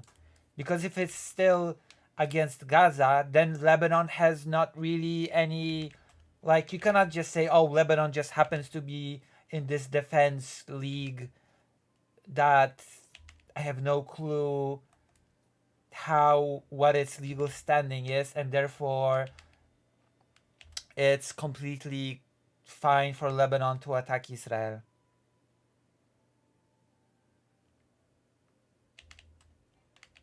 No, she didn't say against illegal aggression. She said against genocide. The argument is that Lebanon is defending Gaza against an ongoing genocide. That is the argument. And that argument makes no sense. Because legally speaking, it has not been established that a genocide is happening. So how can a defense pact to defend against an ongoing genocide be established, legally speaking, if legally speaking a genocide has not even been established?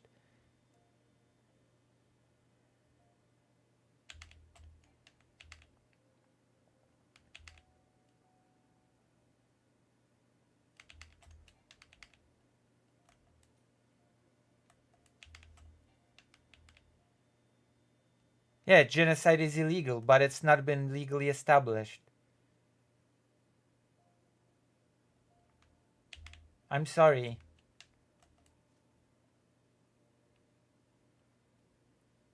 And you cannot even say that you cannot even say that Palestine, or rather Gaza, that the aggression against Gaza is completely illegitimate.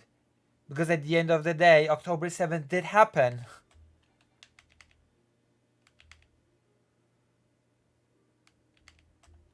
So you cannot even say that any sort of aggression at the part of Israel is completely illegitimate.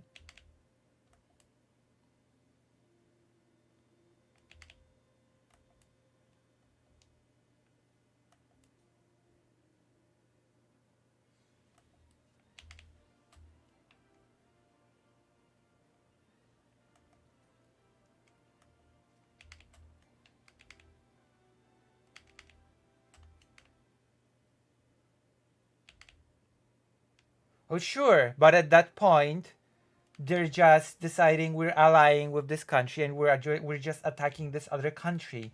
In which case, this country does have a right to strike back, because Lebanon is not defending itself.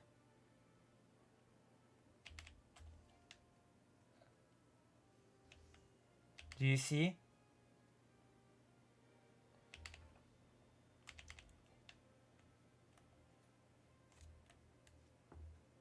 Why do you think that NATO is not getting involved in war with Ukraine? Because that is a weakness in the argument, sure, but having a right to retaliate against people who attack you is not the same as the right to indiscriminately kill civilians in the area, in an area. Well, it still is a, you know, it still defeats the whole argument that of Israel's attack on Lebanon being illegal.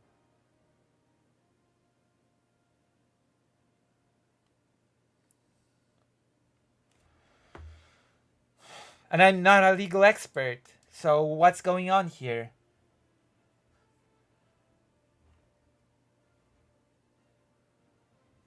That would just mean that the aggression against... That just means that Israel is committing war crimes, but... Side here. I'm actually in agreement on the moral condemnation of Israel's decisions here. But how's he doing this so badly? It's not. Well, how are you doing this so badly? Like, why exactly are you on his side? Like, if you're... Well, how are you doing it so badly, then I'll ask. Jesus, you cannot just be against someone on principle. That is also a very bad thing to do. You cannot just decide that you're against someone for the sake of just being against someone and call them loser box 5 times in a sentence to just, you know, to really push it home that you have a super big bias and that you're not trying to be objective at all. What sort of question is, why are you on his side? It's not about sides, it's about establishing the reality of the situation, isn't it? Shouldn't it not be about sides?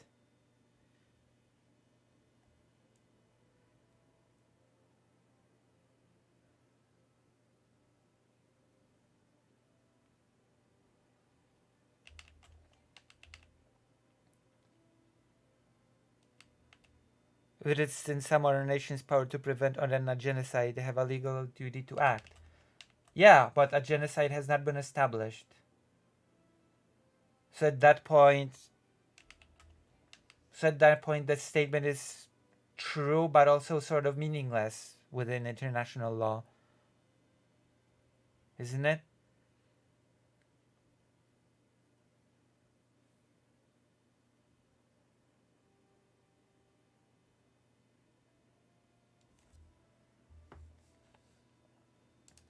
Like, what moral condemnation are you talking about? Because if you're, like, morally condemning the genocide in Gaza, then it is totally inconsistent to say that somebody who has joined that battle, joined the Palestinian resistance in that battle, to help them, to help protect them, to draw some of the fire away from Gaza. Well, there you go. That argument is completely meaningless in the eyes of international law, because in the eyes of the law, a genocide has not been established. So from the point of international law, Hezbollah has simply attacked Israel. That is what's happening. I'm sorry. It simply said, oh, we are on the side of Gaza and has just attacked Israel, in which case Israel has the right to strike back. You cannot just say, oh, but Hezbollah is attacking Israel because of genocide. The genocide has not been legally established. Like, you cannot just do that. This is where the whole argument falls apart. And this is a legal expert that says this.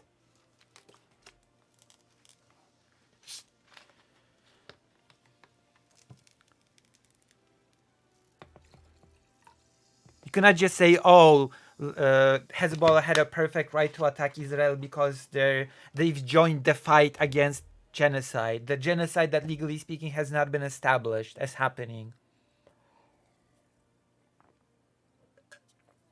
And then conclude, and therefore Israel had no legal right to strike back. That's nonsense. No blanket for you, Lucy? I am. I have a blanket here. I'm actually blanketed out. Yeah. I'm prepared. Oh, a lot of... Like, listen. Maybe if this person were to talk to me in person, and maybe if I were not estrogen starved and cold and slow on the mind, then maybe it would be much easier for me to understand this argument. But right now, I just don't see it. I'm sorry. Right now, it just feels nonsensical to me, especially since it supposedly comes from a legal expert. And legal experts should be doing nothing but legally breaking everything down in excruciating detail. And I'm not seeing that at all. Like, come on. Prove yourself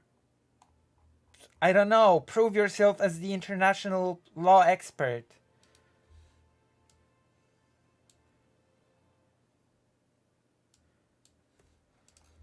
And towards themselves in order to potentially save a lot of Palestinians' lives and increase the cost of carrying out the genocide. Like, if you're on board with the idea that the genocide is immoral, then how is attacking people who are helping the Palestinians resist the genocide suddenly legitimate? You need to It's legitimate because the genocide has not been legally established. I'm sorry. That's a pretty important step. That is a pretty important part of it. Just because a lot of people agree, morally speaking, that a genocide is occurring, it does not mean that it sort of becomes part of the law magically. And that somehow, magically, Hezbollah's attack becomes legal. Because, morally speaking, a genocide is happening and we all know, quote unquote. That's just...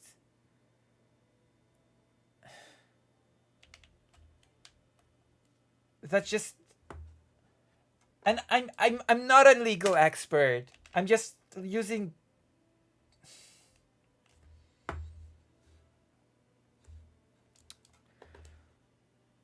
It's Final Fantasy XIV.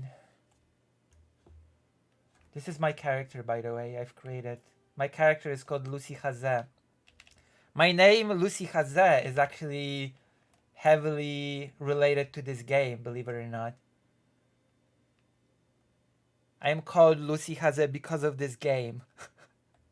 And a person that I've met in this game.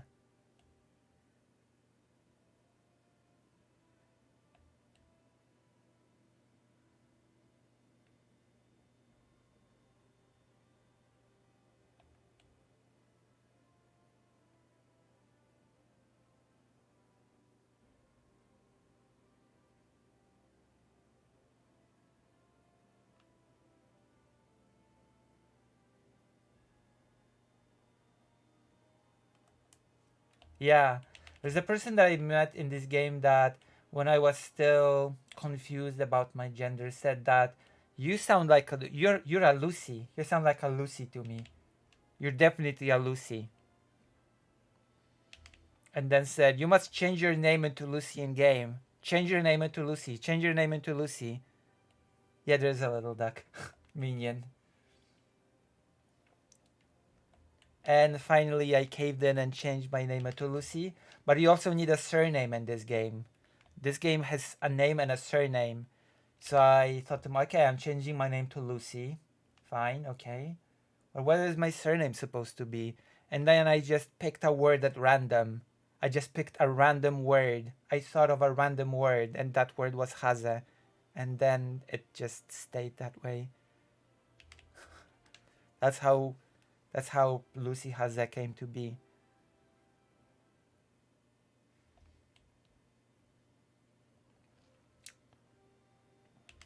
That's the lore behind my name.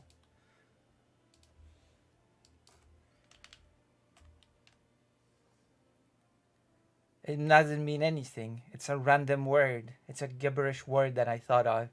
I found out that it means certain things in different languages, but I literally thought of a random sounding word.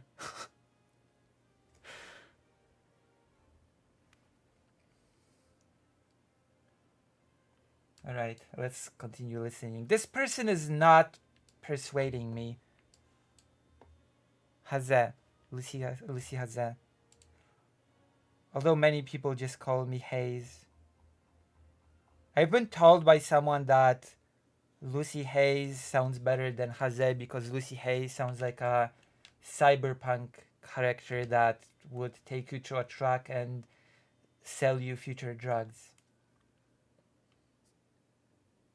So yeah.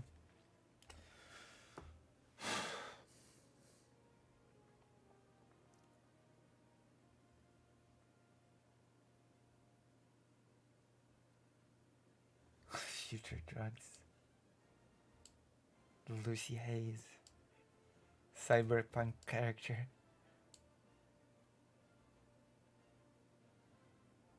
No, I'm not giving my real surname. I mean, at this point, Lucy is my name that I use in real life, but Haze is not.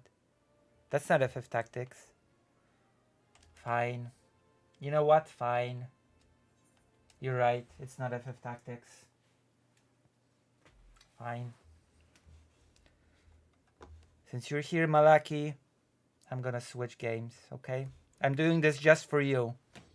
I wasn't going to play any more FF Tactics tonight, but just for you, just because of you, we're switching. We're turning the MMO off. We're turning on FF Tactics.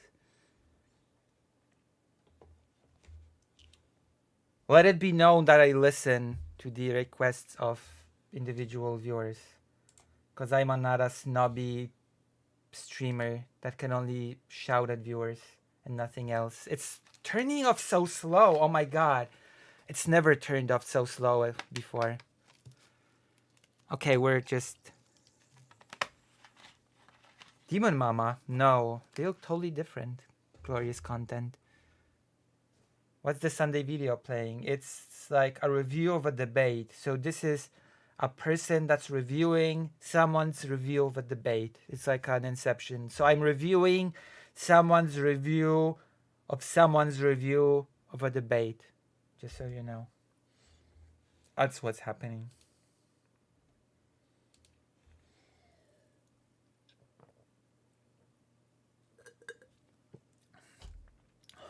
Listen, I may not be a law expert, but I come from a law family.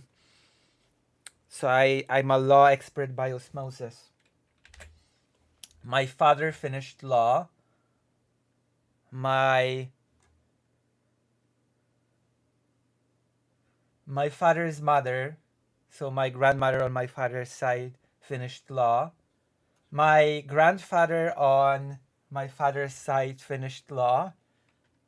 My grandfather on my mother's side was a professor of law. So I had a lot of people from my family that were involved in law. You know? So it is highly possible that while it is true that I've never studied law, maybe through osmosis I could have picked up some of the ways they talk and think. You know? Since half the family, as it turns out, graduated law.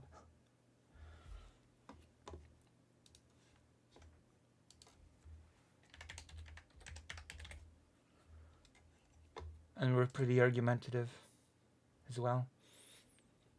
Some of my family members were pretty argumentative.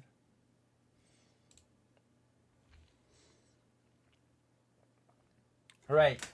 We don't care. We're playing this now.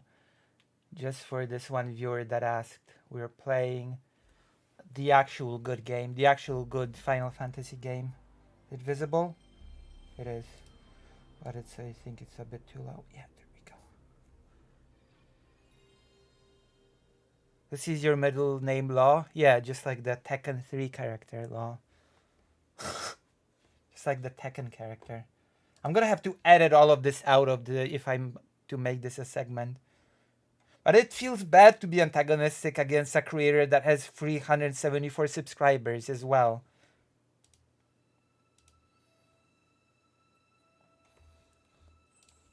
Iron that shit out for yourself. Really up to me to have to prove it that it was going to do something.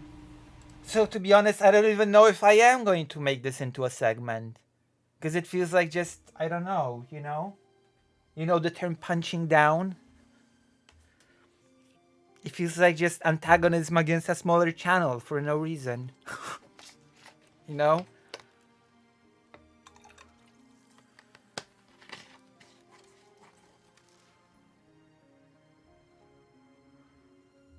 You see, you need a star badge and a big iron on your... Wait, why? Why do I need those?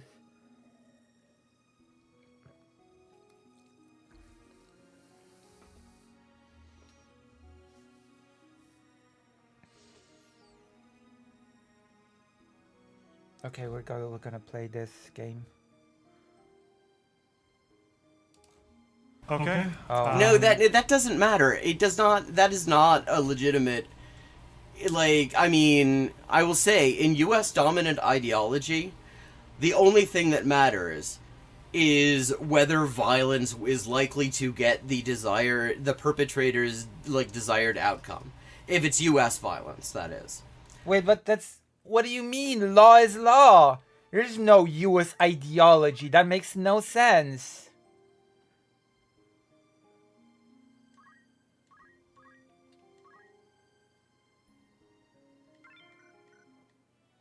Like, for example, I wouldn't make... Wait, hold on. I did publish the debate with you, Glorious Content. I didn't know you were a content creator, Glorious Content. I didn't know. I just discovered you were a content creator. If I knew, I would have had you on camera during the debate or something.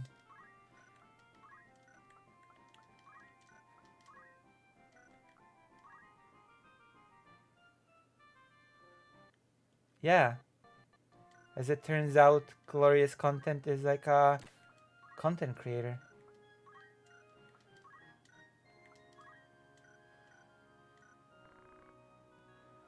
I might try to talk to this person, yeah. Might be a good idea to just talk to them. You know?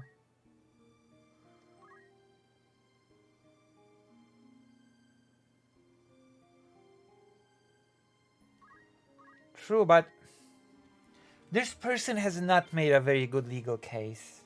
Jack, come on.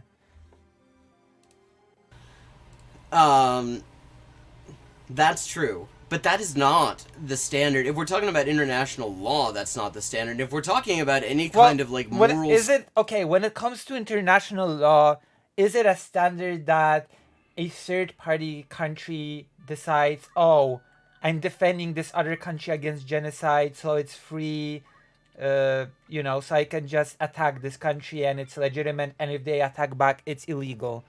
Is that a standard of the international law? Spoiler alert, no, it's not. It's actually not.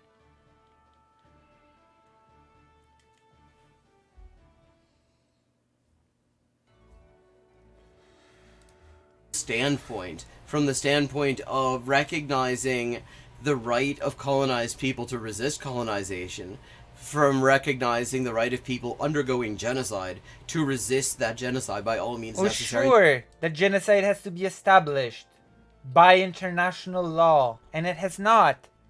We cannot just ignore that. You cannot talk about international law via ignoring international law. Unless I'm missing something, which hopefully this person will explain it to me when we talk in person, because so far none of this makes sense to me.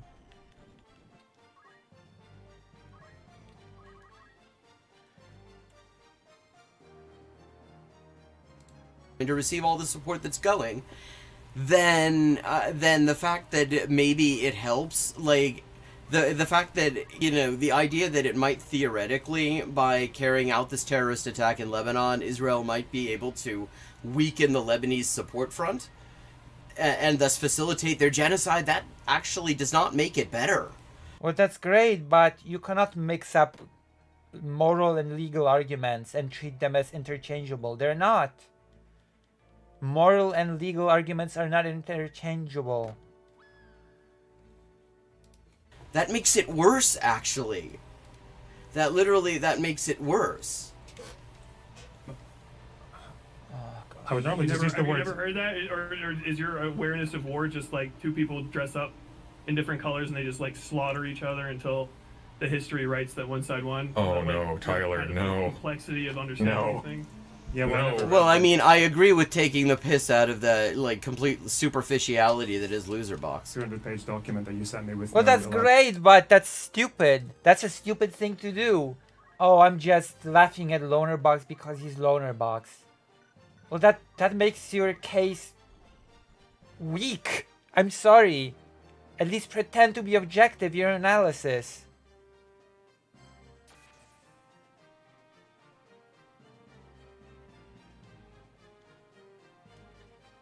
At least pretend to be objective. Okay, Lucy, just to understand the argument. The argument of yours is that they can form alliance and could defend themselves, invoking the alliance. What is not illegal, though, is the attacked party. The retaliation. Yeah. Yeah, that is my argument, yeah. That is my argument, yeah. Is it wrong? Am I making a bad argument here?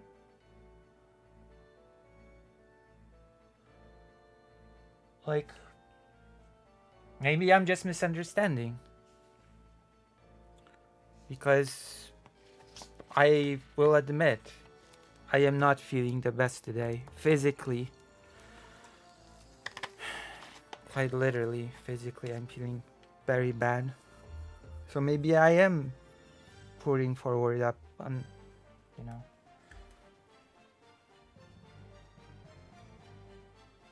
But yeah, that is, yeah, Karasu, that is my argument.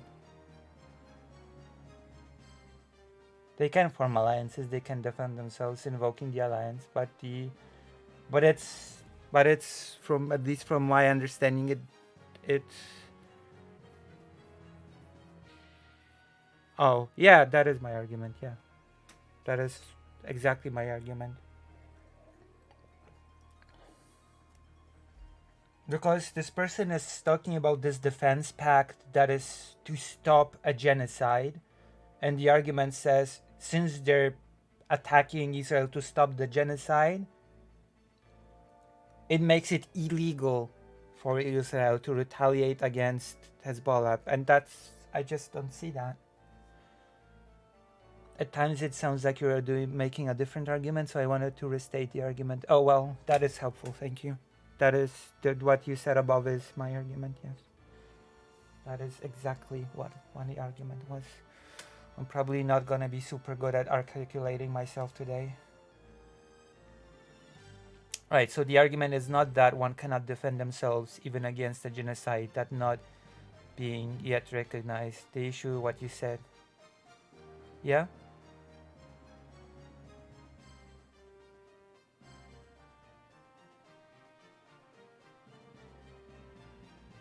Yeah, no, yeah. The argument is yes. Yes, that's yeah, of course, yeah. That's yes, correct, yes. The argument is not that since it's not legally recognized as genocide, that Hezbollah or Lebanon has no right to create an alliance to defend against what is perceived by them as a genocide. They have that right. Yes, they have that right. But Israel's, in that scenario, retaliation is not illegal. That is, yeah. Yeah. Yeah.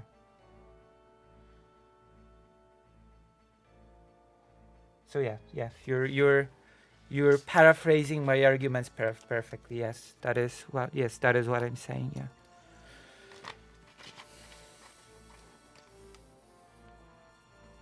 Yes.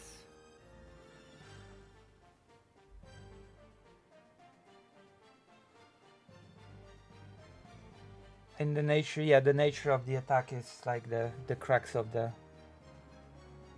So I don't know. I think this person's not. I think this person's unfair in her attack on President Sunday a bit.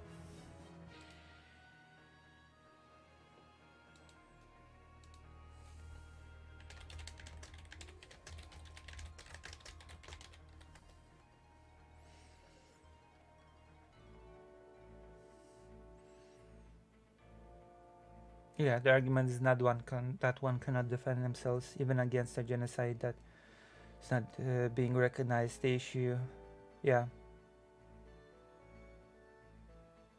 that she claimed they could not legally attack. Yeah, back. Yeah. The real pushback should have been the nature of the attack, and that is what was being discussed between President Sunday, Loner Box, and Westside Tyler. You know.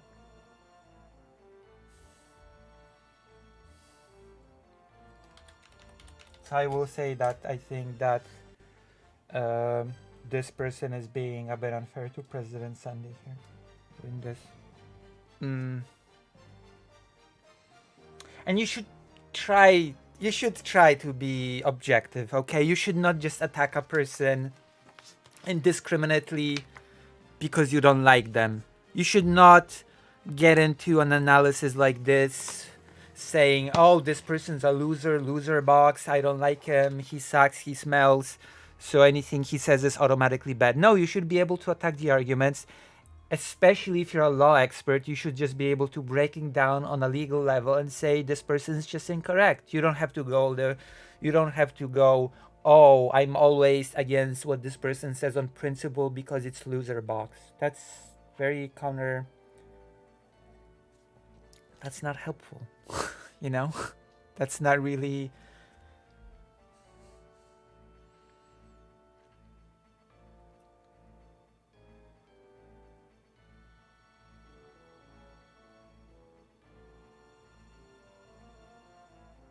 I'm feeling rough after losing sleep to the debate and my sleep schedule being screwed after that. Might want to make sure to time out outside water and spend some time down. True. Sorry. I apologize. I should have made sure that the debate lasted a bit shorter. Sorry. My apologies for holding you up for so long.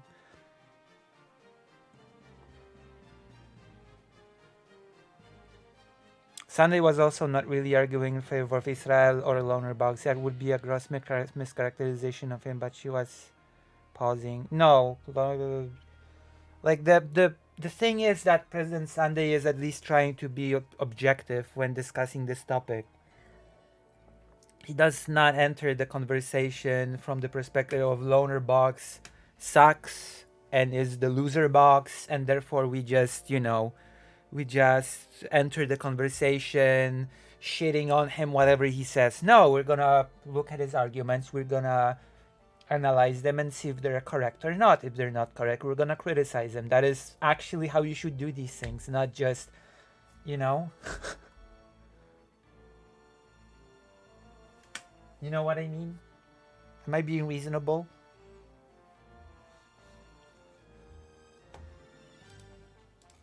Elaboration, but Yeah, I know. Yeah, actually, a 300-page document sounds like it has a whole lot of elaboration. I wonder what the document was. No. It's I guess, well- counterinsurgency operations. Okay. Oh God. Okay. Counterinsurgency. Okay, That's, this is. I mean. I'm gonna be a bit mean here. I'm gonna listen to this again. I wonder what the document was. Actually, a 3-box. 200-page document that you sent me with no elaboration, but Yeah, I know. Yeah, actually. Okay, this is. I'm sorry. I don't mean to be mean. This is a failing of basic listening skills. Okay? I'm sorry. This is what happens when you enter the conversation with the attitude of I hate this person and I will criticize them on everything they say no matter what it is. Okay? This is what you end up with. You end up with a failure of basic listening skills. What Lonerbox said was not that the 300 document did not elaborate on anything. No, what he meant is that Westside Tyler threw at him a 300 pages document on a very short notice without telling Lonerbox what to focus on in the document. That's the elaboration that he was talking about. He sent him the big document without saying, hey, in this big document, pay attention to this, this, or this. That's the elaboration. He didn't say that the document itself did not contain any elaboration. I'm sorry, that's a failure of basic listening skills. Which happens when you decide that you don't like a person and then you will just attack anything they say, no matter what it is.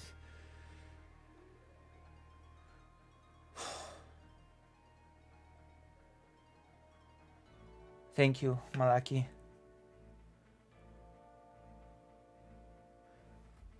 Wow. Thank you, Malaki. Am I a good debater? Do you think? Alright, let's continue. 300-page document sounds like it has a whole lot of elaboration. See? I wonder what the I'm document... sorry, this is just a lack of... This is just a failure at basic listening skills.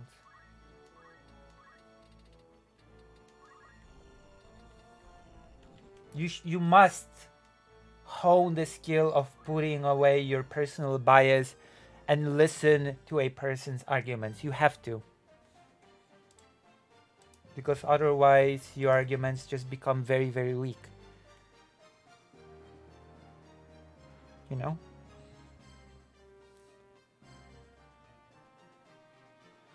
Yeah, basically. was. No, it's I guess, well- counterinsurgency operations. Oh God. Okay, counterinsurgency. That's. I mean, that 300-page document would probably be worth reading, because a huge amount of U.S. military manuals on counterinsurgency operations have found their way into like local policing practice in the U.S. Absolutely worth checking out. But it doesn't actually bear on the issue here.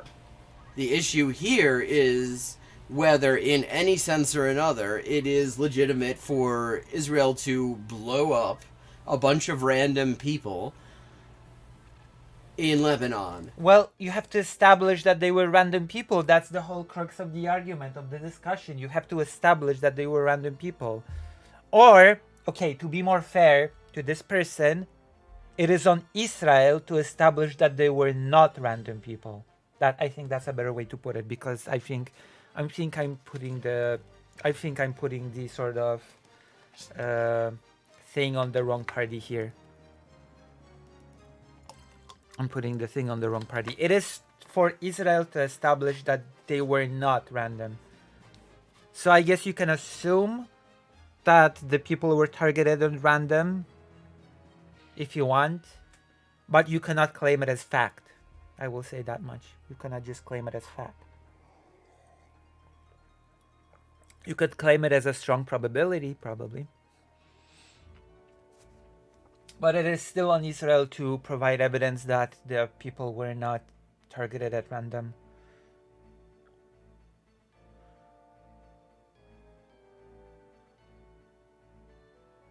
Yeah, it's on Israel.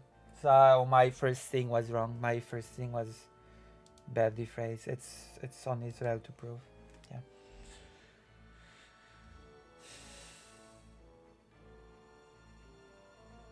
Wait, what is a Tyler move? In order to facilitate their genocide. What is content? Are you a Westside Tyler watcher, perchance? Understanding is that Hezbollah have been attacking Israel since October 8th. They have said since their inception that their goal is to destroy Israel, and Well, first of all, let's just leave aside this language. Anytime somebody starts talking about destroy Israel, you need to stop them. Because the question is, what do they mean by that? Because that's language like Zionist propaganda loves to use it. Because the ideas that makes it sound like getting rid of the regime is the same thing as exterminating the people. Well, hold on. Now I have to ask you. Like, now you're being equally dishonest here. Getting rid of the regime is not the same thing as getting rid of the state. Destroy Israel means getting rid of the state of Israel. It doesn't just mean getting rid of a particular regime. The Solidarity movement in Poland didn't want to destroy Poland when they wanted to overthrow the regime. They just wanted to overthrow the regime. So this argument does not fly with me. That is a distinction of getting rid of the regime and getting rid of the people. You know? This distinction does not work here. I'm afraid.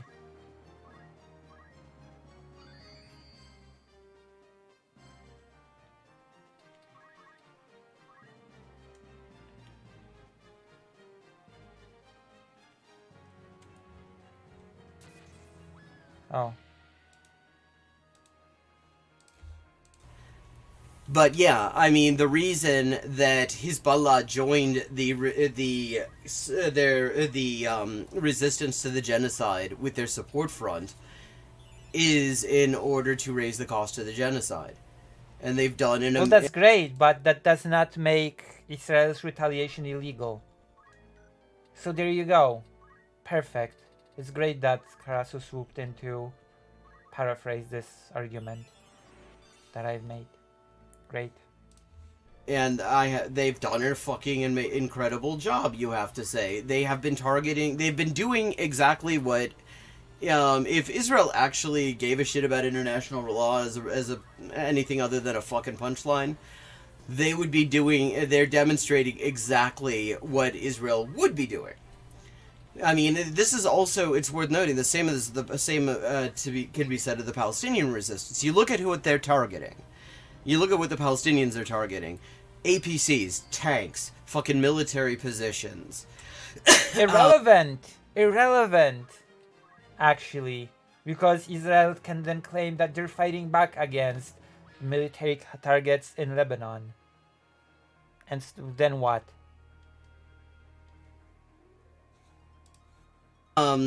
Surveillance arrangements, drones, Apache helicopters. Irrelevant. All legit military objectives. Textbook military objectives.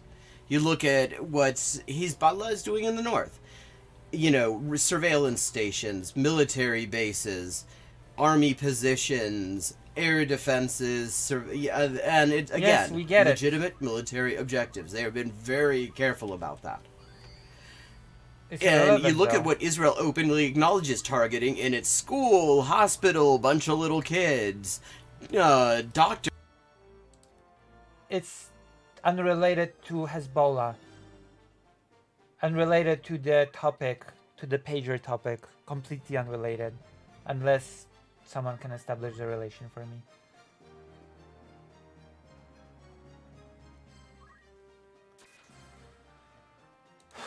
Unrelated to the topic of whether or not it is legal for Israel to strike back against Hezbollah, is what I'm trying to say.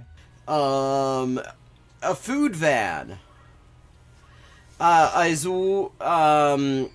Es geht um eine Debatte zwischen Loserbox, diesem Arschloch da in der unteren rechten Ecke des Bildes, innerhalb des Bildes, und Westside Tyler, den ich eigentlich überhaupt nicht kenne, irgend so ein linksorientierter Ex-Angehöriger der US-Streitkräfte oder sowas. Es geht um die israelischen Terroranschläge im Libanon neulich. Liberate all of historic Palestine from the river to the sea and turn it into an Islamic state that they share a border with. They will never accept a Hezbollah, Lebanon-Israel border. It's only Well, I mean, they have one. You can't say that. Because if you're saying Israel will never accept a border... First of all, Israel doesn't have borders. That's one thing you have to remember. Israel has no borders. They refuse to declare what borders they claim. With their excuse for that being that it's for the final status negotiations. In other words, they're trying to expand as much as possible without committing to a smaller amount of territory than they think they may be able to take by force. But Israel doesn't get to choose whether who's on the other side of the border with them. only a Lebanon-Palestine border. And I think if Hezbollah had been firing that many attacks indiscriminately into Israel, then it is legitimate for them to... Well, they weren't indiscriminate though. That's just a lie.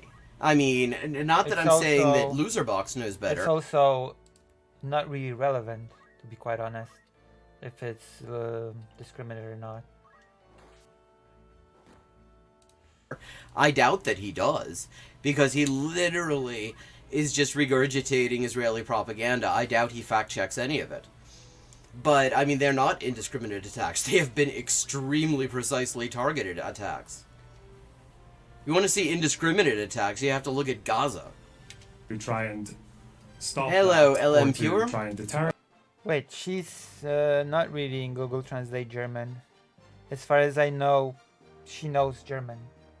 As far as I know, she knows quite a few languages. At least that's what Shakespeare said.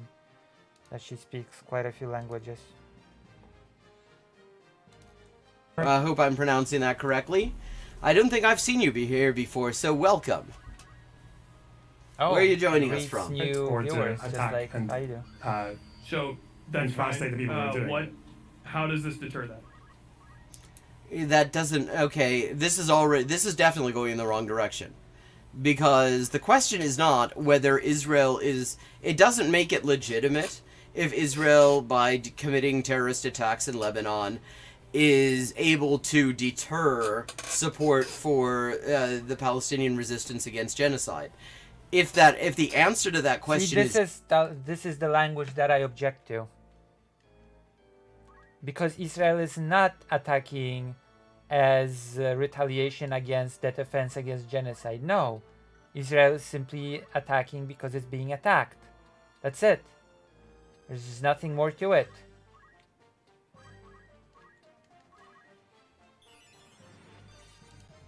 yes, that doesn't make it better. That doesn't make it more legitimate by any standard that isn't just straight up ghoulish. because Oh, Hezbollah's hey. communications are And Badger, Well, neat. they went Oh, I got from- a bunch of new people here. The goal is obviously not deterrence. I think that's silly.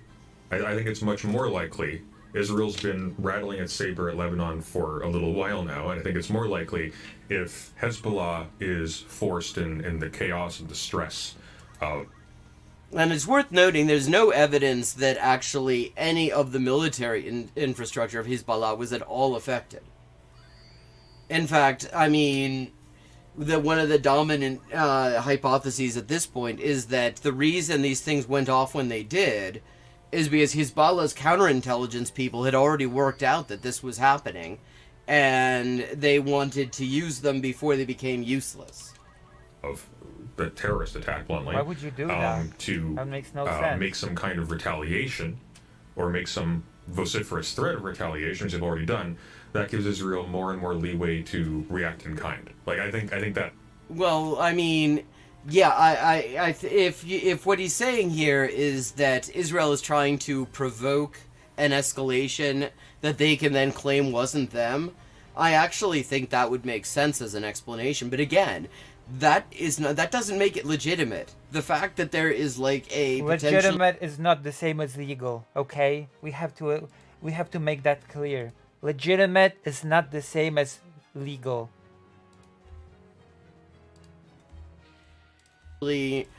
that there is an objective that you can describe and make sense on some level does not suddenly mean it's legitimate, whether neither in a legal sense or a moral sense. That's It would make it worse if they figured it out and they just kept using it. That would make it actually worse. But I'm not gonna delve into this. No. that would strike me as like a more likely purpose for this, or just generally to demoralize and create shock and awe without like a specific broader objective, but that being the objective. Modern technology back to pagers because they were so paranoid about all the interceptions. They weren't paranoid, motherfucker. They were actually doing very good security culture. It isn't paranoid when you know people are trying to listen in on you. Jesus, calm down. Again, when criticizing someone or analyzing what they say, at least try to pretend to be objective.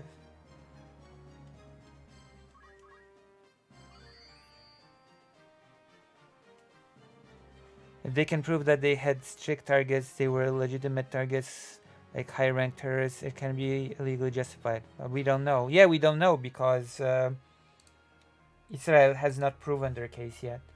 And it's on Israel to do so. They're not paranoid. Israel's trying to listen in. They have, and in fact, one of the major targets they hit recently, that Hezbollah hit, was Unit 8200's headquarters. Unit 8200 is Israel's version of the NSA. They're signals intelligence people. Happening. And now Hey, Rotten their means of Mouse. communication are even less. And what seems to be the case, based on what they're doing now, is that it's disrupted their communication, so it's easier to target their installations, which is what they're doing now. So, But they're not doing that now. I mean, I'm a nobody, so I have no I have no leg to stand on. I'm a nobody. If you're referring to, yeah. The pronouns are she/her. Yes. I'm a nobody, so I have no real, literally not targeting anything military now. Israel does not target military shit. Their entire thing, their entire doctrine, is that and it was actually founded during the last invasion of Lebanon in 2006, when Israel got utterly fucking humiliated by Hezbollah. They have something called the Dahia Doctrine.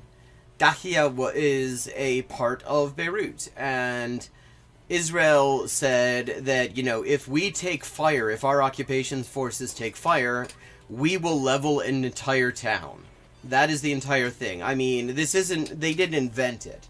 They could have called it the Oradour-sur-Glane Doctrine or the Lidice Doctrine, because actually, there's plenty of precedent for this idea of wiping out an entire civilian population center in order to deter attacks from a resistance force, but they wouldn't want to claim the legacy that the footsteps that they're treading in.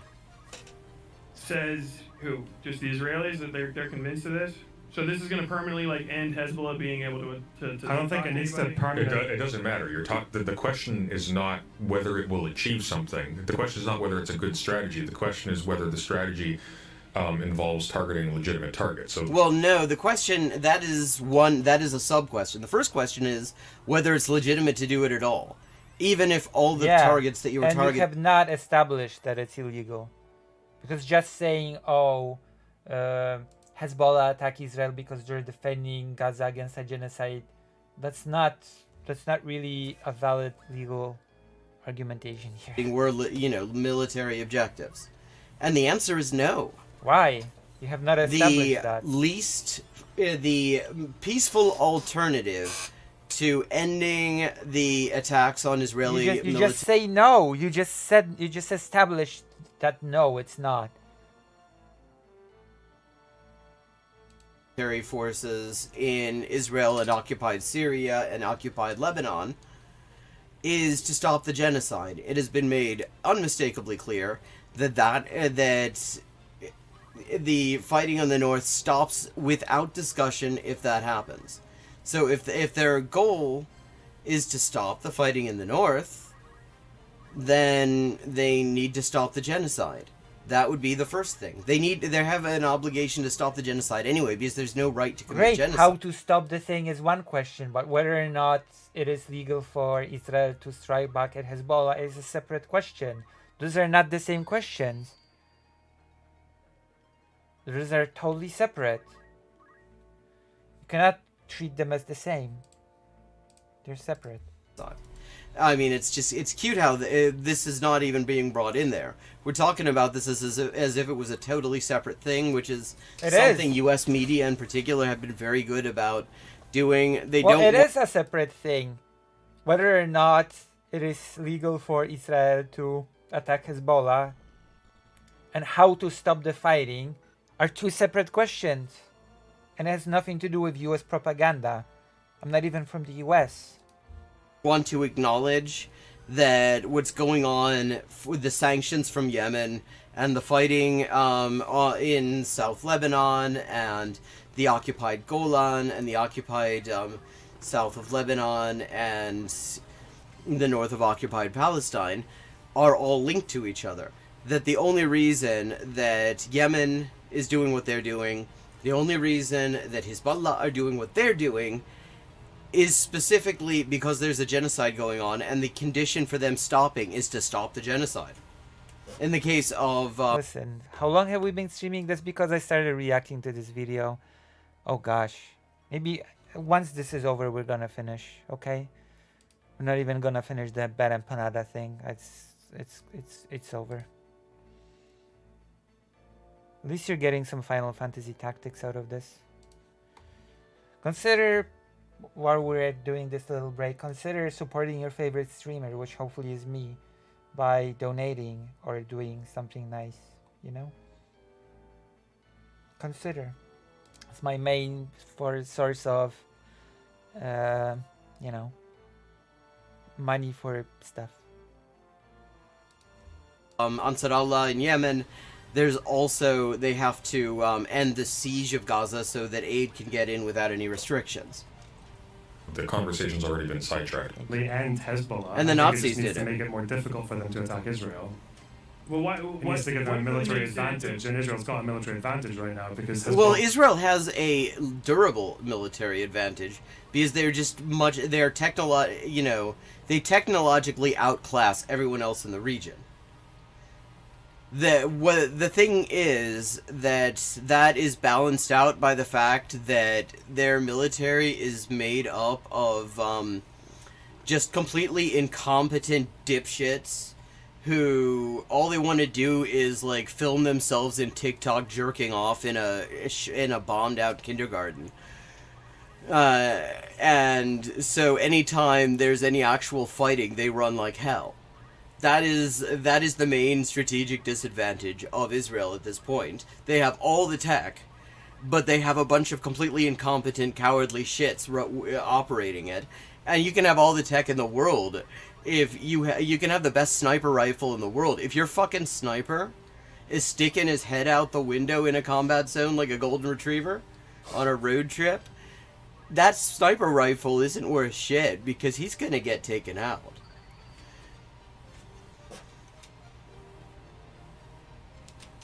are in shambles, yeah. They've lost, like... Really, what do you mean by shambles? I mean, it's a terror cell, right? Who What do you mean is? by shambles? The terror Like, cell. they're kind of they're all over the place. Who's in shambles? You killed a few people, you eliminated their I don't think he knows what Hezbollah is. communication. Yeah, I mean, there's no evidence that Hezbollah is in shambles. Actually, not there's much what- more evidence that the IDF is in shambles. That's not what President Sunday meant, but... Like, they've lost they've lost like 2,000 tanks. They were in court recently arguing that they simply do not have enough armor to field various units that they were by law required to set up. I Did mean... they really lose 2,000 tanks? How?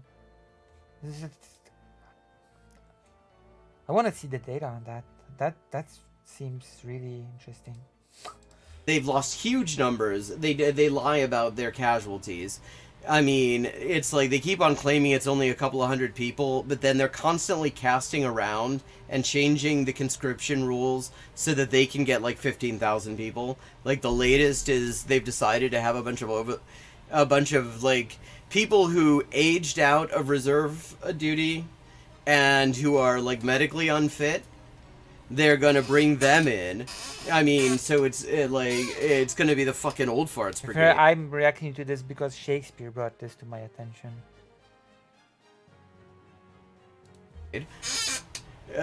That'll be great. I'd love to see them try to keep up with a bunch of like 17,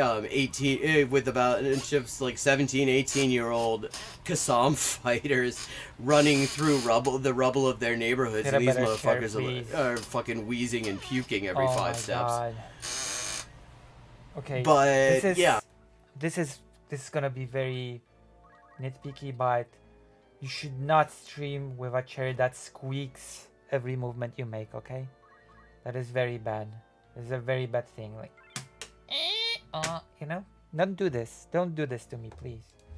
I mean, the only people who are clearly in shambles is Israel. Like, their fucking government is in shambles.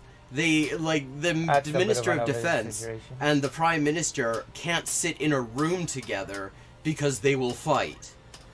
They, like, literally, you have the army is not really listening to the civilian command. You have, like, the civilian command's not listening to each other. You have orders being given and nobody will admit to giving them. Like when they released a Palestinian doctor from Steteman concentration camp. Well, but Ja, also mit Raketen und Bomben und so weiter. Also lauter zivile Ziele, weil das Israel ebenso tut. But, I mean, like, there's no evidence that Hezbollah was actually, like, militarily in any way harmed by this. Like, the way they've been for one thing, they've been quite open about their martyrs. That does not sound like any network was exposed. And the people who got killed are just, like, random people. Yeah. I don't know how does that Well, work. of course, the thing, what's interesting is... It's not actually established that it was just random people, but it's not established that it's again, it's on Israel to establish that it's not been random people. Oh yeah, their armies shit, their governments shit. So what? I don't know. I'm not gonna comment on that part. It's irrelevant, to be quite honest. Those parts are just irrelevant to me. Israel being in shambles or what, that's irrelevant to me. I'm not even gonna. Israel is no longer a tech destination. It has gone from being the startup nation, as their propaganda used to call them, to being the shutdown nation. No tech company wants to invest there because it's too unstable. They're being the place is becoming a pariah state, and they're having a huge brain drain. Basically, anyone who has any chance of getting a job elsewhere is either already on a plane or they are very carefully watching airfares and wondering, can they get out before the, Ben Gurion airport, it gets shut down. Shut down to, like, civilian air traffic. Israel's a mess. And their economy is wrecked. Oh, I just noticed this. You see this building here at bottom, under Loser Box? Beautiful library. I know where that is. I've been there. That is the long room at the library at Trinity College, Dublin. Okay. And it is absolutely one of the most gorgeous things I've ever seen. Occasions for now. That's Until You right. injured a bunch of people. Yeah. Yeah, but you also injured a load of civilians in Lebanon, right? Overwhelmingly. In fact, there doesn't seem to have been many fighters, if any, hurt. Hezbollah is a political party. Well, that apparently It's not- is not true. That no fighters have been hurt. That apparently is not true. Oh, thank you. Okay, finally he's got a valid comment. He's been annoying me because he said a bunch of shit that's irrelevant. But yeah, I mean, the overwhelming majority of the people affiliated with Hezbollah are not affiliated with any kind of military activity. Oh my god. It's not like Al Qaeda. How does? Oh my God. He doesn't know what Hezbollah is. Yeah. God, fix your setup. Fix your stream setup. I cannot hear squeaking every 5 seconds, and also there's the echo. Oh God. Those are basic things. Those are such basic things. Dude. Like this is horrible. It's impeding my watching experience. That's not good. I am already not feeling well.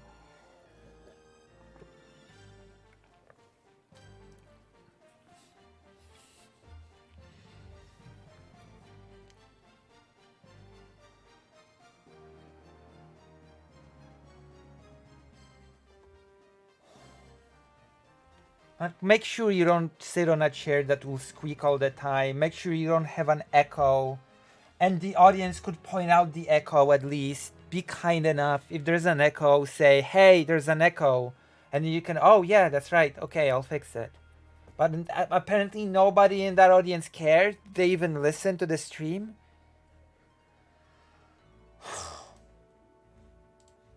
I mean, and to say a cell is a bit weird. Like, Hezbollah is a standing army. Like, it is Lebanon's first line of defense. The Lebanese army can't get shit for weapons because they only get what the U.S. will let them have, and the U.S. doesn't want them to have much because everyone knows the only real threat Lebanon faces internationally is from Israel, and so they don't want a Lebanese army that is capable against Israel. Because if the U.S. has to choose between Lebanon and Israel, they will always choose Israel. So, actually, I mean, Hezbollah, as it is now, is a massive standing army and is actually quite high-tech. Not on the level of Israel. They don't have that level of tech. But, I mean, it would take, even if this attack hit, 3,000 people who are in the military organization, that still would not make a huge dent. They have a very well-organized command and control. Does he think they're the same? Even Hamas is not a terrorist cell. Hamas engages in terrorism, but it's also... Okay. At this point, I've really pushed back there. They have historically engaged in things that under a legitimate definition of terrorism that would fall under that. If you go back 20 years. I question the term because the term is mostly used to racialize acts that are... So, was the attack on October 7th in this person's mind not an act of terrorism? I guess not, because it goes back 20 years, so I guess October 7th was not an act of terrorism. Which would be a very weird thing to claim, but... Otherwise, you don't hear terrorism used to describe booby-trapping a bunch of random electronics in Lebanon when Israel does it. It's only when it's the racialized other, and it's only used to delegitimize something. Yeah, wait, hold on.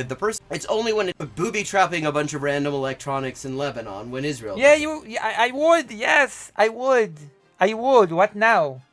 Yes, I would. Yeah, I would.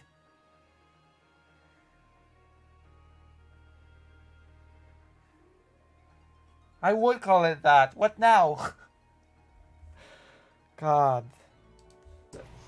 It's only when it's the racialized other, and it's only used to delegitimize something that the person saying it will happily I hate it when support. people blindly use these sorts of arguments without thinking.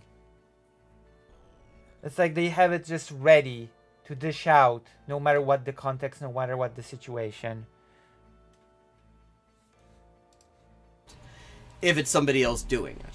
But what Qassam brigades are doing now, what they've been doing for the past year, it does not fit any even remotely acceptable definition because they are attacking military objectives. Yeah, on October 7th, Hamas is not engaging in terrorism? You kidding?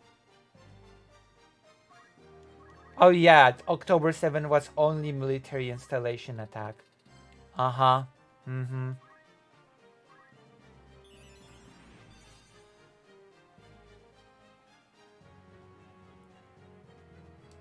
attacking, fucking, they are defending their territory from invasion and genocide. That, the U.S. has always prevented there from being an international treaty on terrorism because the U.S. doesn't want there to be a legal definition. For the simple reason that the U.S. likes to do things that fall under that definition, and they don't want to have it written down in international law that it's terrorism. It's inconvenient. But if you look at legal definitions that exist, like proposed legal definitions, is like Okay. Targeted attacks on civilians and civilian objects for political and ideological Oh wait, so October 7th fixed that. Oh, baby! Thank you. Thank you for the $25, fake Alec Kyle Parker. Money for Lucy. Thank you. Thank you very much. Thank you very much. We're continuing to watch this. Thank you, thank you, thank you. reasons or to intimidate a civilian population or a government. So October 7th fits this description. Are you gonna say it's not? The key thing being targeted attacks on civilians and civilian objects. Yeah. That's not what the Qassam brigades are doing. That's not what Saraya are doing. That's not what like the Abu Ali Mustafa brigades and the DFLP are doing in Gaza. They're engaging textbook military objectives. October 7th happened within not 20 years ago. It happened pretty recently. That was a terrorist. You cannot say that was not a terrorist attack. You just cannot. You'd really have to justify it for me.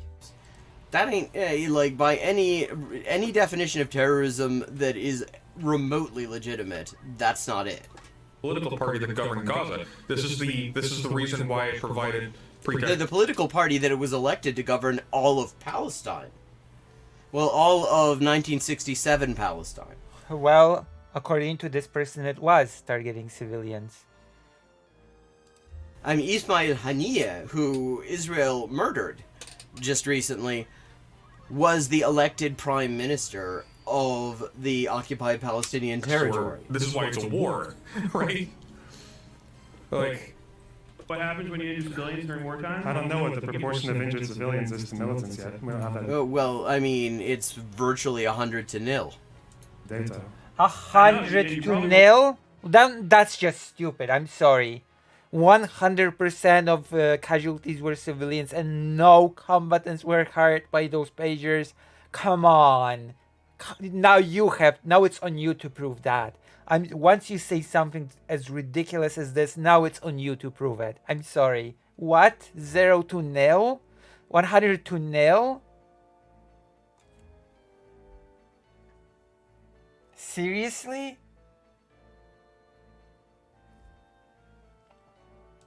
Won't be able to get it because Israel did the attack, and they don't discriminate for targets. They can't tell you who they killed because they don't. You wouldn't get the data from Israel. You would get the data okay, from so the here's the crucial thing. When he says terrorist, what he means is insurgent, right? He means insurgent cell. Terrorism is a Yeah, but that doesn't even work for Hezbollah. Hezbollah is not an insurgent cell. Hezbollah is a fucking standing army.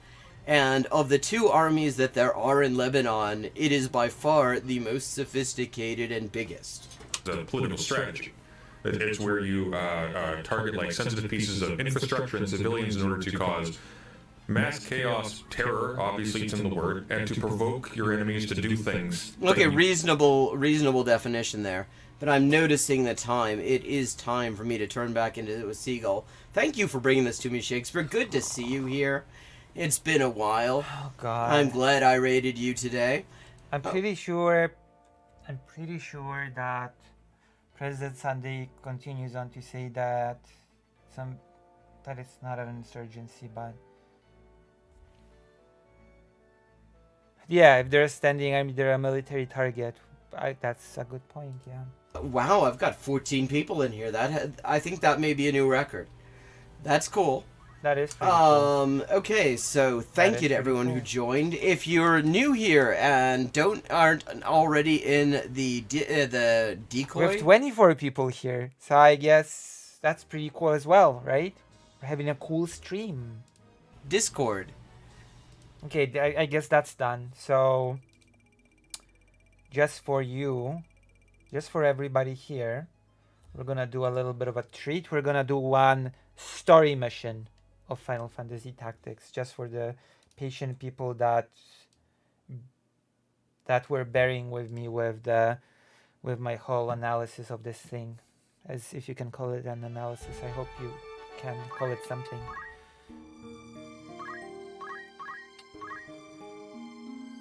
We won this one, true. Uh-oh. More fighting. I want to do at least one mission that's story. I keep losing those missions because I want to level up my low level characters. You know? But now I'm using only my high level characters. She argues they're all civilians, which is where she... No, she argues that not all of them are combatants, that a lot of them are civilians.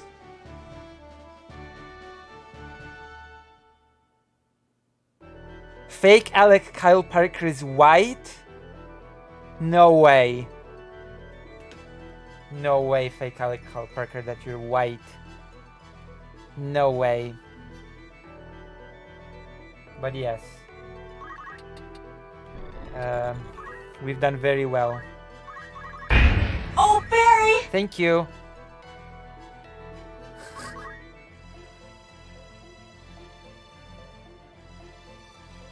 All right. I don't know. I have to think if I wanna turn. Okay, Greater Rain, are you here? Can you start a poll? I'm gonna start it on YouTube. Should I turn this thing? Should I turn the reaction just now into a segment? Hell yeah. Or hell no. Heck no.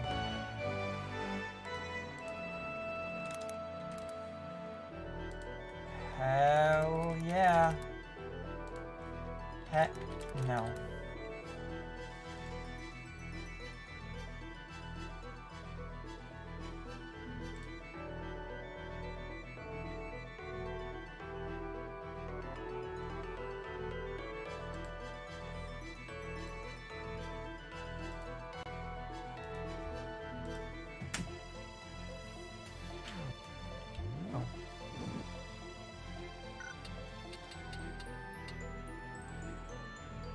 Oh, really? People think that I should?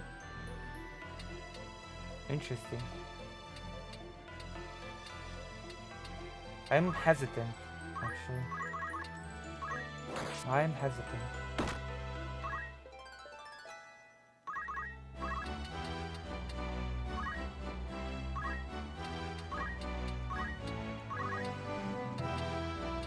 Wow, 24 viewers. Not bad.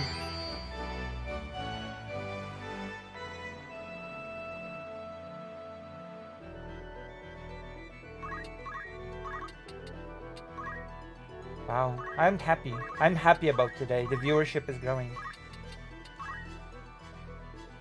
Maybe that's the trick, maybe. But Shakespeare told me that the trick was that she's an international law expert, so and a legal translator, so that those were supposed to be the tricks. You're popular today, Lucy, that's right, even though I feel horrible. Maybe it's pity votes. That's the theory that Chad Logic put forward once. That I get pity votes. Yeah, I remember still. Chad Logic's attack on me. I had pity votes. Pity votes, pity views. I'm one of those people that have pity views because I'm mentally unwell and I should not have access to the internet or something. I remember I was still a VTuber when that happened.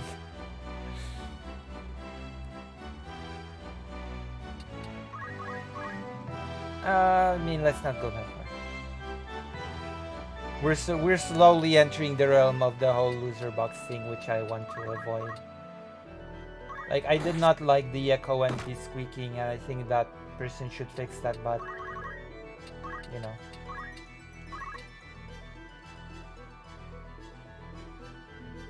I'm not the best streamer now. Well, thank you. Thank you for being here. Thank you for being here. Karasu helped me by paraphrasing my argument, which is a great help, especially today when I'm really all over the place.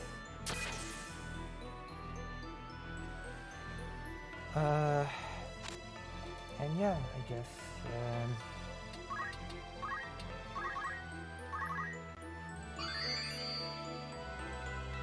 Maybe you can try invite the Oracle if you have the skill with Mediator. They usually have next chapter gears.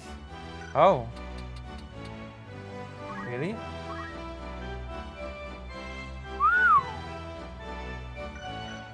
You're right. I could try. Okay, so do you think I did well in that whole...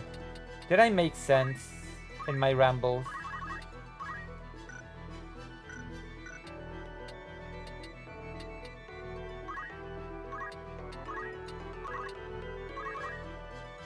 Mercy has spoken. It's a controlled democracy.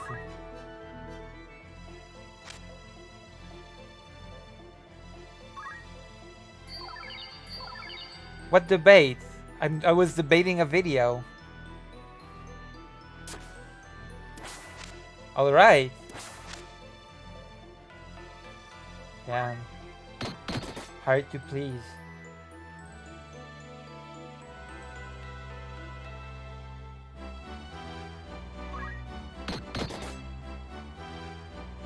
Your stream is maybe not the best, but at least it's bearable.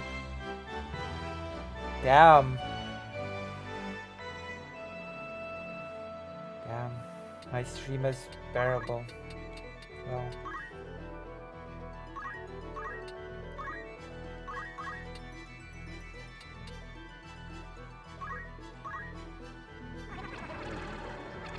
That didn't work.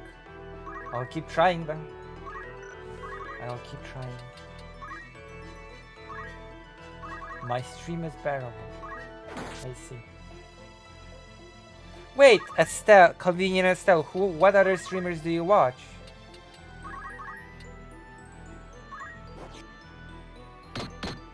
Well, that's not my fault. What do you mean my stream might not be the best? I don't control that person's audio. What do you, just because... Jesus, just because that person's audio was bad, does not make my stream not the best. That's not fair. What? That's outrageous. It's not fair. This is outrageous. It's not fair.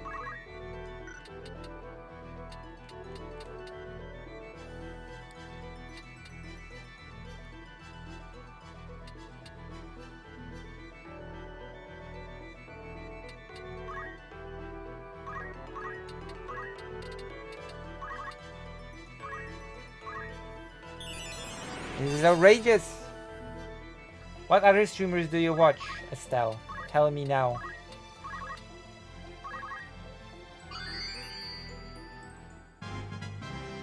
Oh. I still wanna know what streamers Estelle watches. Come to our side, you pervert. It worked! Oh, it worked! Oh.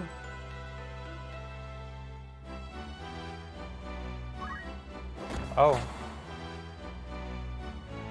You don't watch any bigger streamers that cover international affairs or Ukraine or anything? Am I the biggest streamer that covers Ukraine that you watch?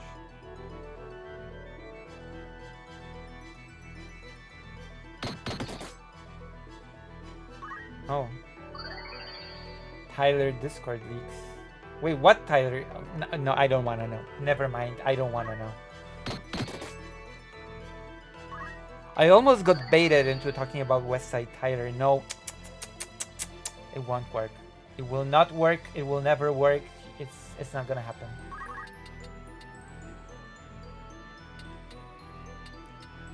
Demon Mama doesn't really do international politics.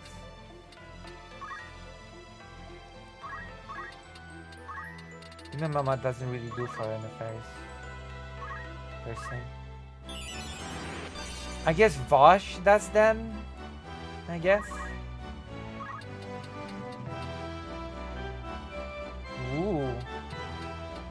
Interesting. Now I've been given... It feels like somebody wants me to play Stardew Valley on stream. Watch out, he might say it's okay to dox because you show your face on the internet. Well, you know. Good luck. Good luck entering the Polish sources that are necessary.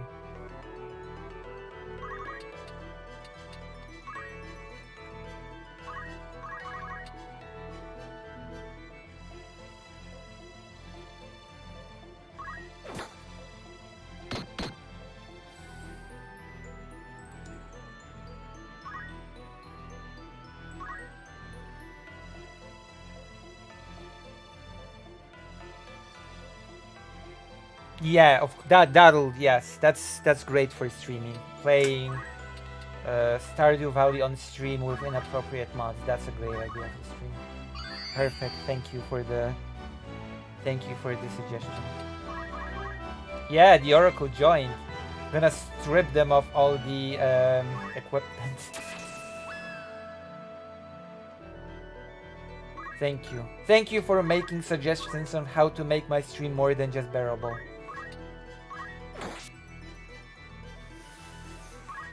Damn.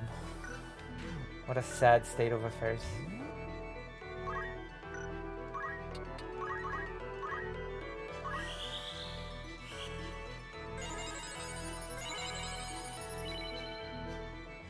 I watched that stream. I mean, yeah, but my channel will be deleted, so... You'd not watch it for long.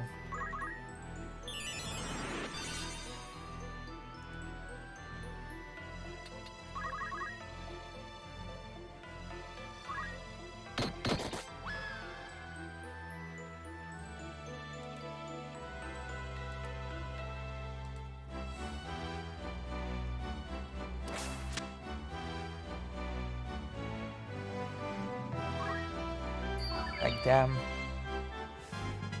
Apparently there's this person...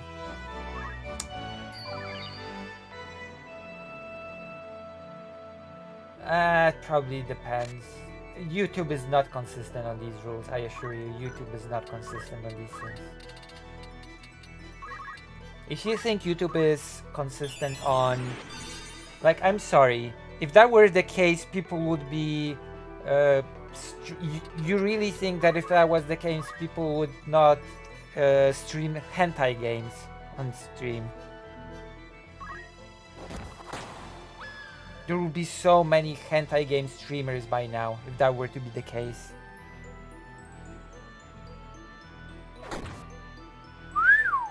Good damage.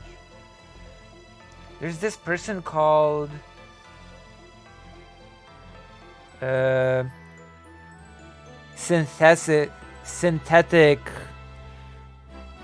Synthetic Man. I've been watching this streamer called... Hold on. There's a content creator called Dead Domain. I've been watching their video. I've been watching their video on the Synthetic Man.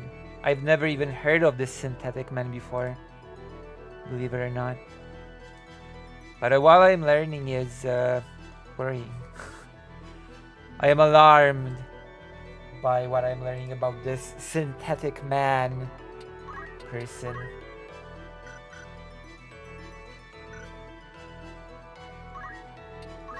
No, I've not watched Synthetic. I've never heard of them before. I've only heard about them from the Dead Domain video. I've never even heard of a Synthetic Man.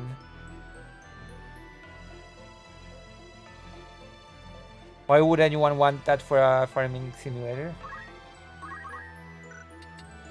I'm not sure if I would call Stardew Valley a farming simulator. I don't think it's much of a simulator.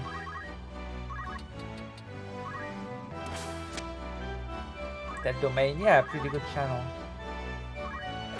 From what I've seen so far.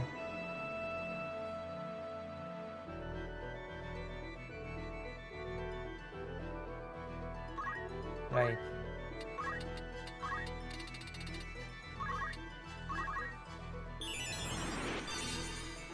It's probably similar to with YouTube.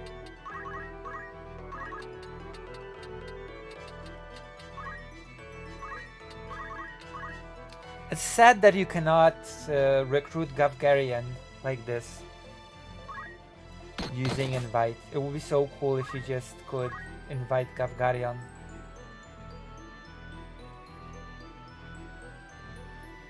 You know? That would be pretty cool. Yeah, that would be pretty awesome. You're right. I actually always liked that character. Wow, Ramza, what the hell happened to you?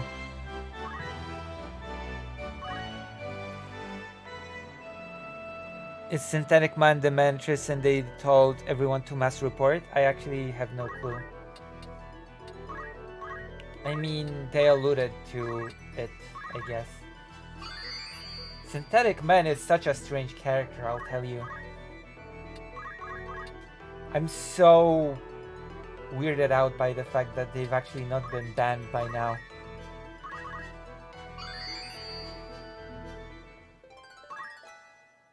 This is so bizarre. What a bizarre character. I still haven't even finished watching the video about them. He's like a white nationalist or just like really weirdly Nazi adjacent guy. A person with weirdly Nazi beliefs. Straight up.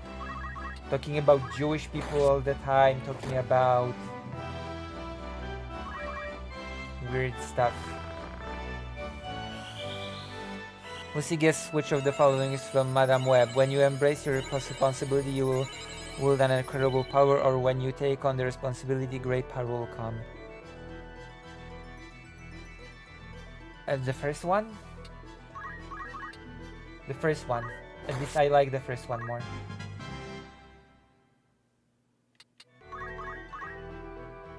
And maybe that's it. Wrong! Well, you know, Madame Web sucks.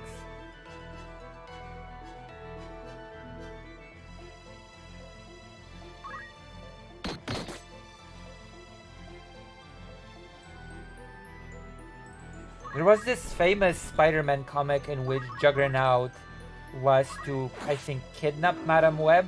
Why is Ramza so strong all of a sudden?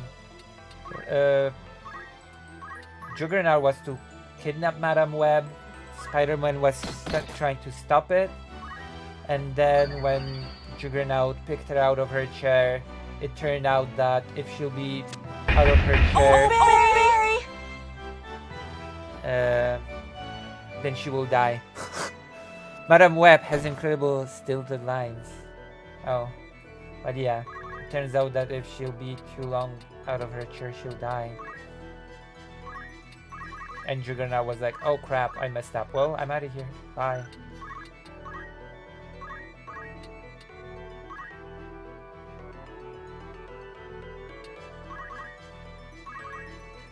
Isn't Madame Web an old lady or something? At least in the comic.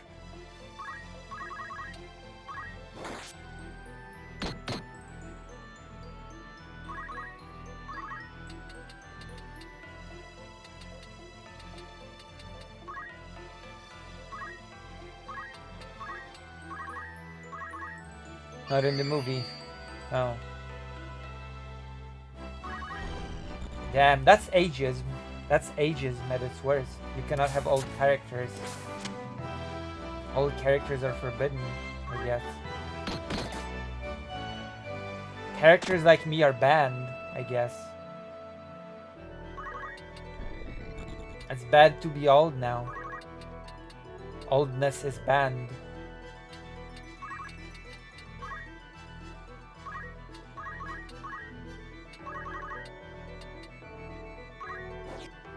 What the hell?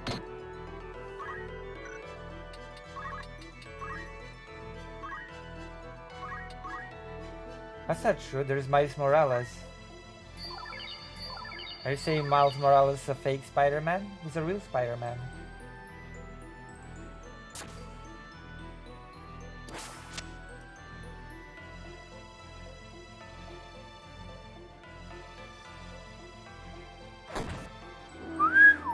Nice.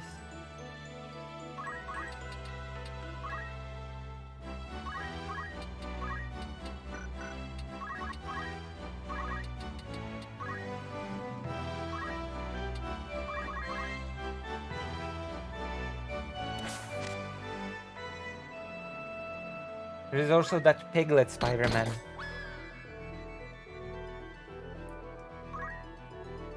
But yes.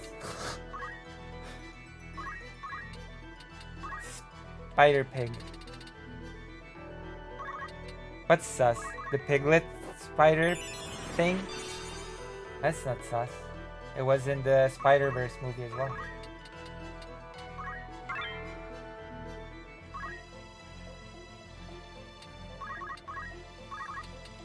What is sus about the Spider Pig?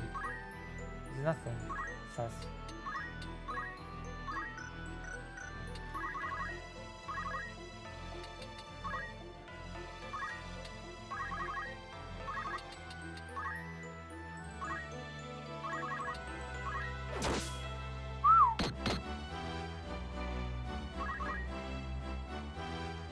Oh.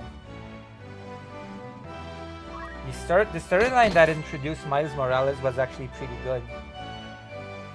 Does anybody here actually know how Miles Morales was introduced into the story? I know. Does anybody here know how the character of Miles Morales was actually introduced? I think it was done actually pretty well.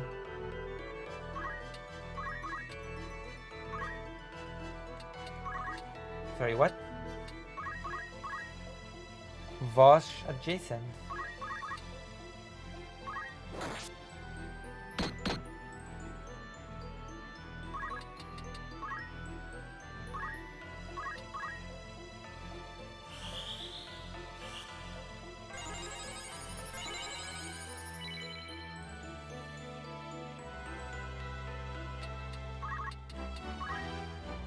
Also by some spider related thing, but it was interesting because there was this thing, the Ultimate Marvel storyline, which was a separate universe from the main one because they wanted a thing in which they could actually move the status quo forward of the world, and the main one is so stagnated that you cannot really touch the status quo because I'm not gonna go into that. And in that universe, Peter Parker actually died in battle against the Green Goblin. And soon before that, Miles Morales discovered that he had powers, and soon after Peter Parker was killed, he sort of took on the mantle.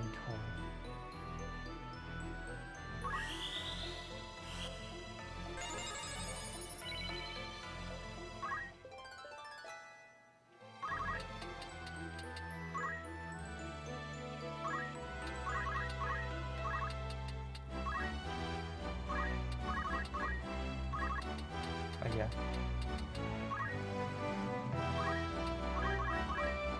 Also in the original comic, like the original first Spider-Man, the old Spider-Man, Uncle Ben never said, "With great power comes great responsibility." That's not a thing Uncle Ben said in the original issue, you know, in the original issue thing.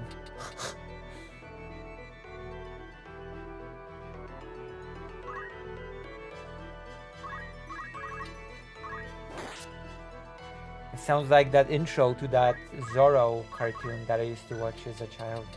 As Don Diego, I pretend to be afraid, but when I don on the mask, I ride into the night.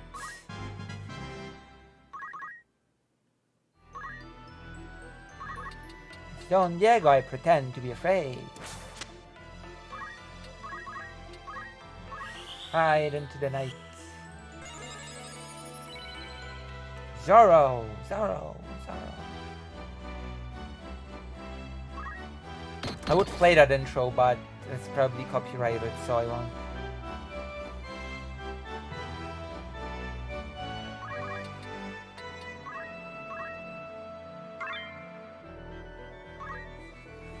Why would you choose not to restore HP and MP?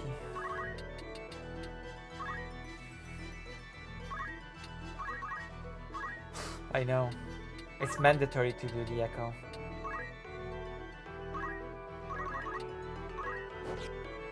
The echo was part of the intro.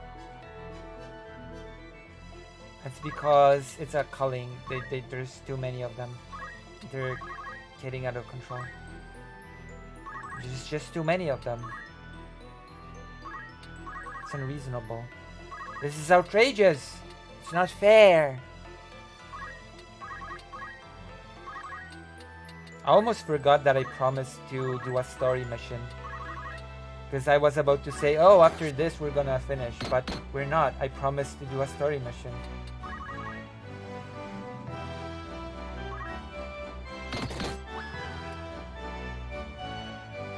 Master, there's too many of them. What do we do?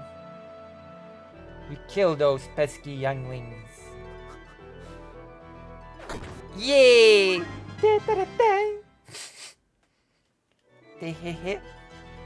Nice. Add to party. Nice.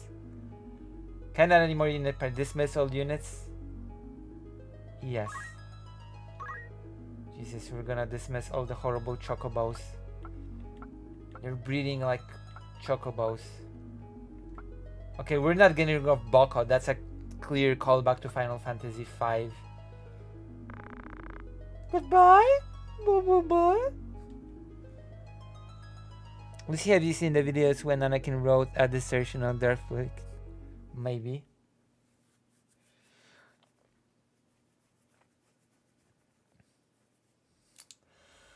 Alright, let's do a story mission.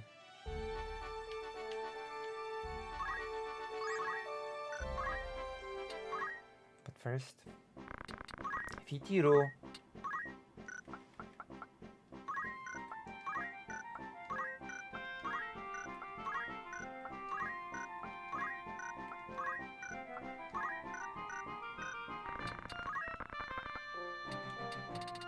Oh wow.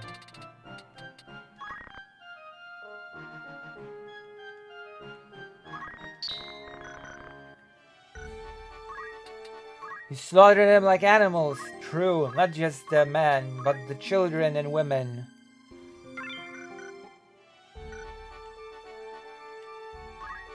No random. Oh, God. I always don't get random encounter, but now I did because I just want to do one story mission and finish stream, but I cannot because it. This is so annoying.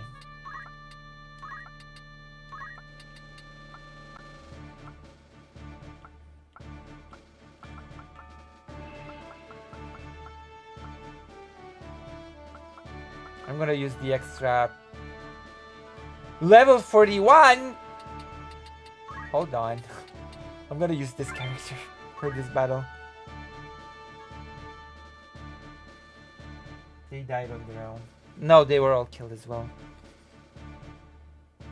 Xenogears.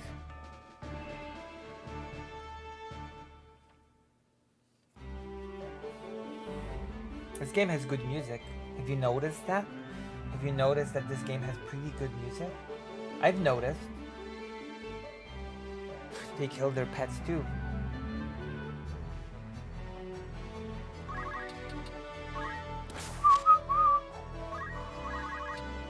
Boom! Okay, I'll be right back. I have to go to the toilet. The toilet. I'm gonna leave you with a bit of a Hassan stream for now. This game has music? Imagine that.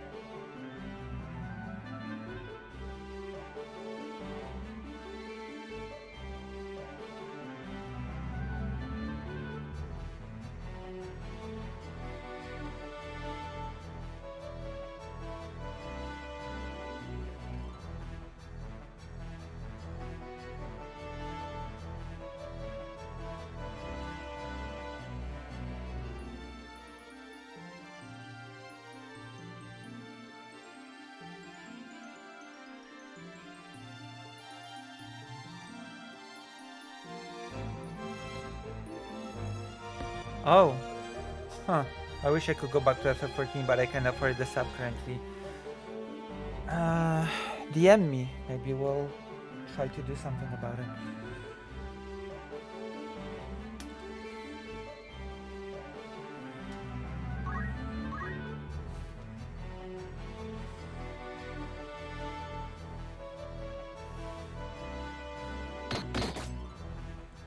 Oh wait, I'm not reacting to anything. I was looking for a video to unpause, but there's no video to unpause. Damn.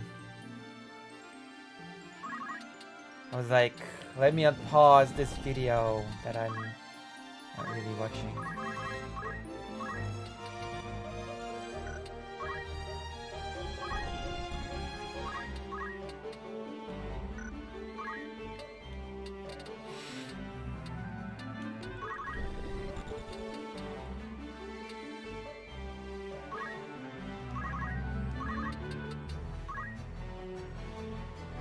I have to unpause your brain. Never. I will never unpause my brain. It would be too much. Imagine unpausing my brain. That would be... That's a dangerous ask. You're asking dangerous things of me.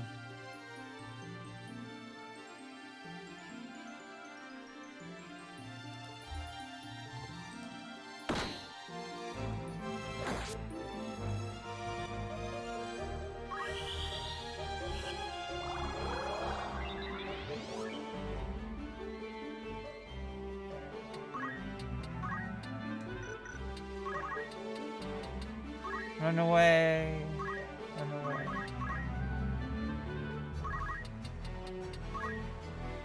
Alright. Poof! Beep, beep. Do you reflect on my claims? Wait, what claims? What are your claims? Did you accuse me of something? Did you make any claims while I was in the toilet?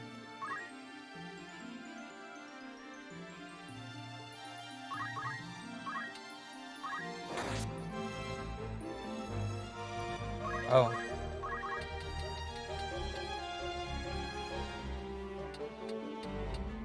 Wait, what are your claims?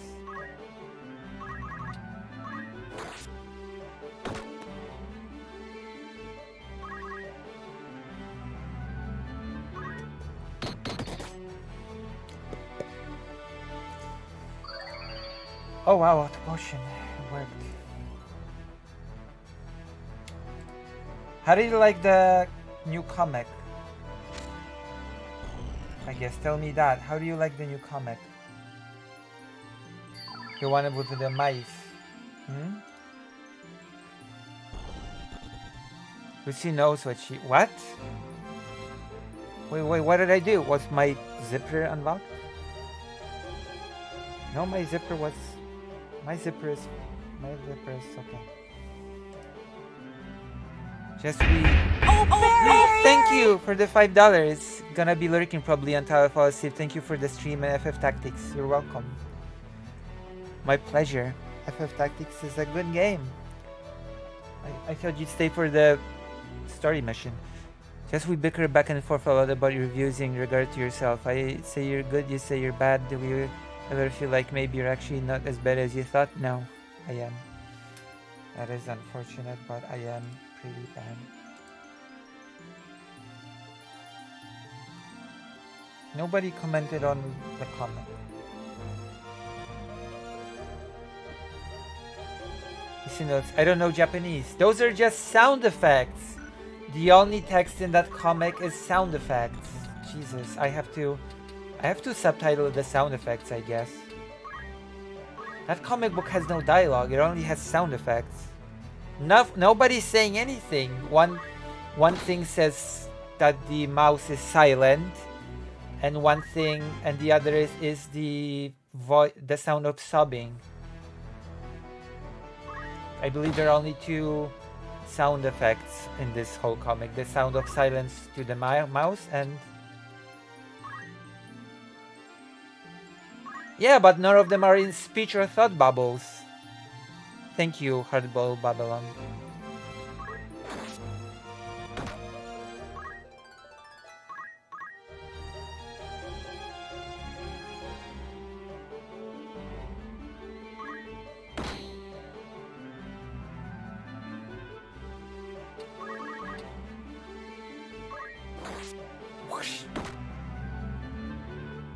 I don't know how come. You've never read a manga in your life. That's impossible. Don't lie to me.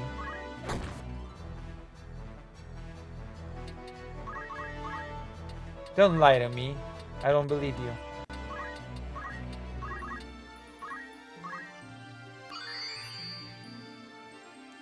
Hello, hard-boiled Babylon. Have you been here the whole time? Have you watched my reaction to the person? Oh.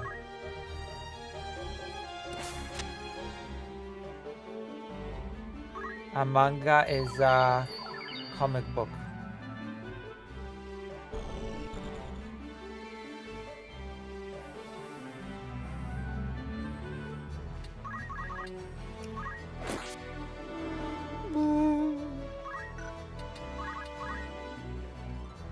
Cool.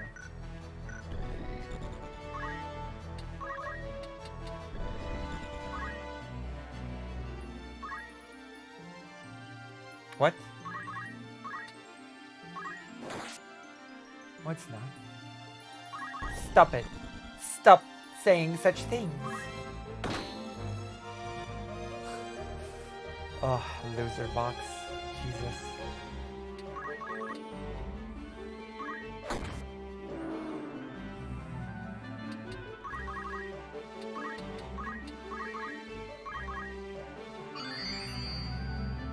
What? What? No, I'm just remembering. It's just if you're criticizing a person, really try to put your personal biases. I can.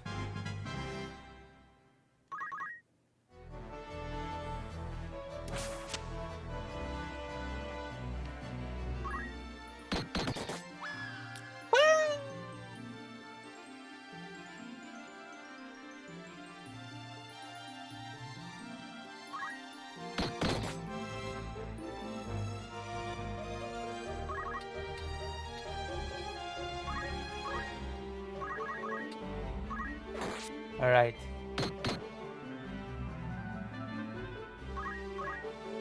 Maybe. I'm looking into myths.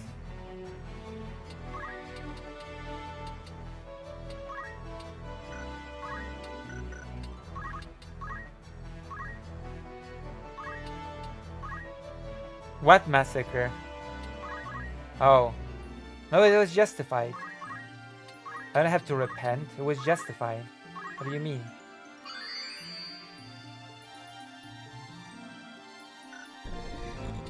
I attacked legitimate combatants. No civilian chocobos were in the area. There were Hezbollah chocobos. Oh, what did you think? What did you think of my react, hard-boiled Babylon? And also, I have to ask you, as always, what other streamers do you watch? Because I'm not sure I've asked you that. Do you only watch me? Do you watch any other streamers? Do you think my commentary was reasonable? Lucy, why though do you think these things? About myself, do you mean? Because they feel true. They feel true to me. They feel true to me. That's the main reason.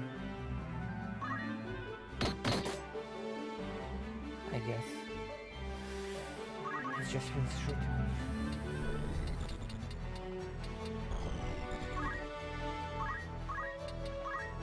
Although...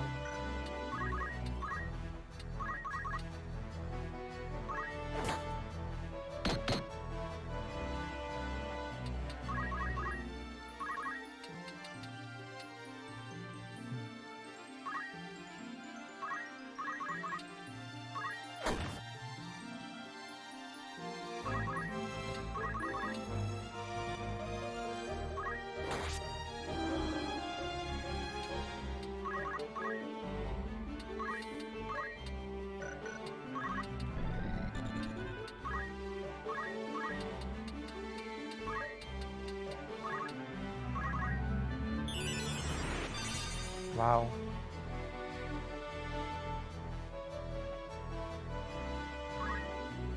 That is true. Honest. I'm not even sure if I use the term honest, but it feels real.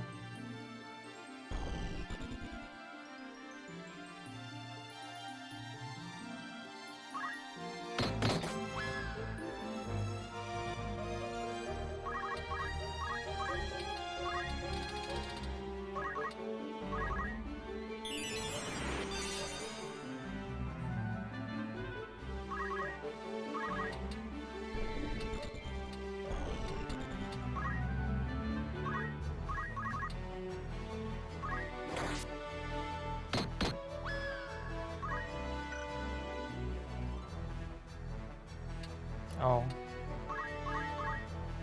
I mean...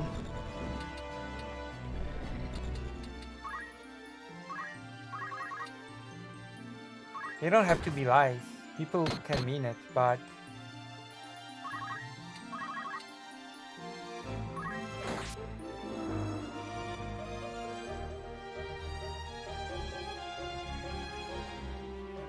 You seemed fine? Yeah, really?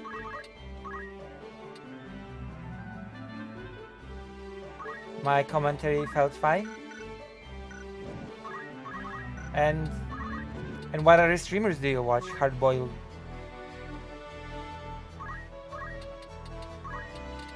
Nice. My commentary was fine.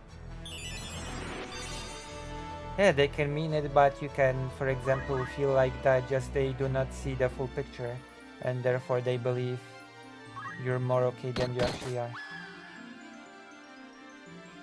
So they're not lying.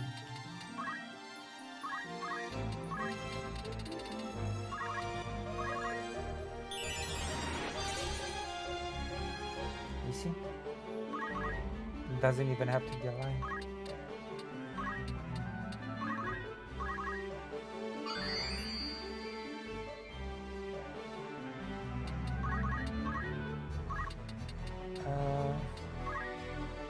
Alright, we're finishing up this. Woo! Another happy landing.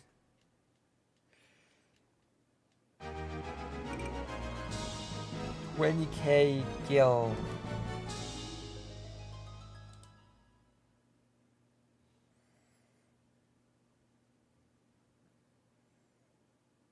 Oh, you sent me a video. What's that video? You want me to watch it? Hold on. Wait, soldier? Oh yeah, that's a thing.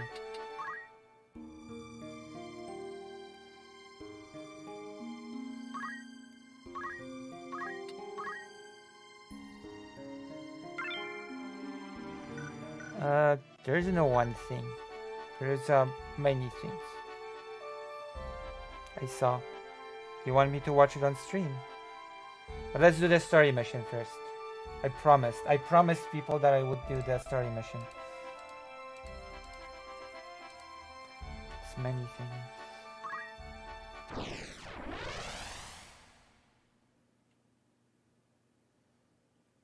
Maybe. Maybe.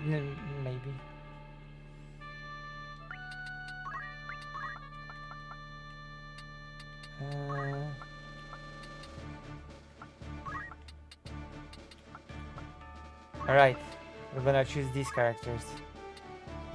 That's pretty bad. Oh. Oh, okay, well, watch it along then. After stream. Whew. Oh, this is happening. I'm gonna do a story mission. Hopefully we'll not get a game over in the story mission. Alright, one story mission.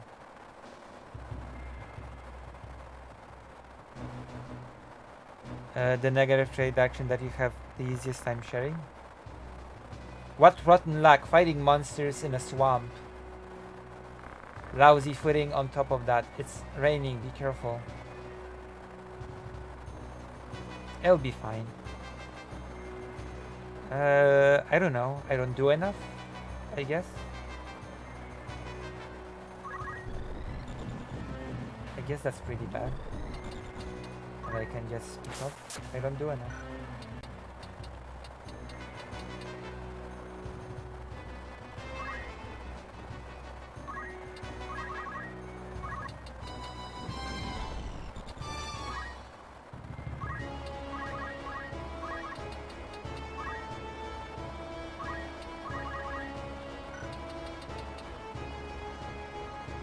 Oh my god!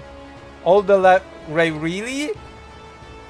Level 13, 14, 13, 14, 12, 12. And my levels are 43, 41, 38, 25, 39. Yeah, it's, okay. That's gonna be a stomp. Damn. I'm a bit over leveled. You feel. Bullcrap, Lucy, are wildly committed to what you believe in. A lazy and disrespectful person doesn't travel to a whole other country for a humanitarian reason or start a whole channel to spread positive, accurate messaging. Maybe, but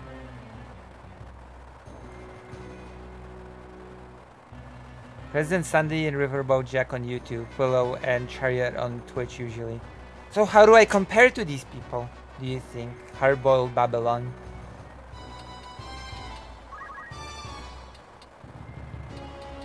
Just about even? I don't know. But it feels like I don't do enough, you know? There's more to be done. Oh wow, that's... Oh damn. Did you see that? Just turn them into stone. That's wild. That's wild. But we had... I have to think. I have to think about it. No, I don't think so. I think I do very little in reality. I don't know. I have to think about it.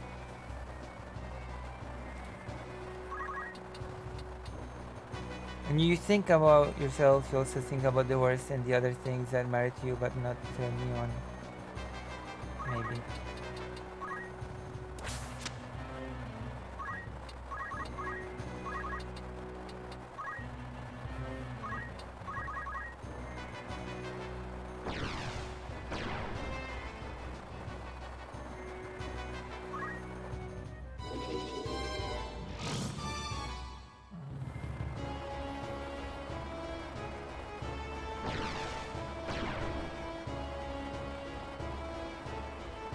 This stream went pretty well actually, though.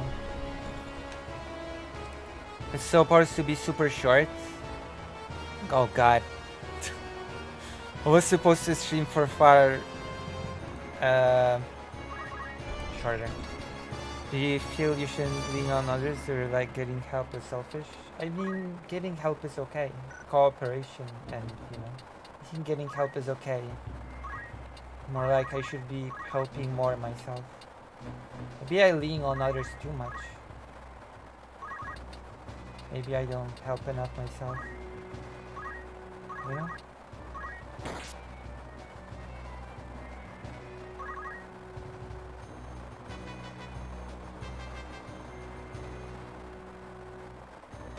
Boom.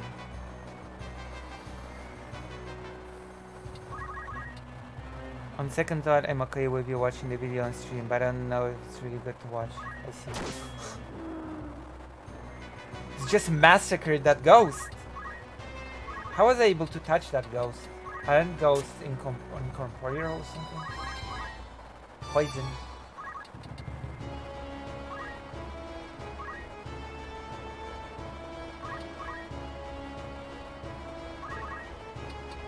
Oh.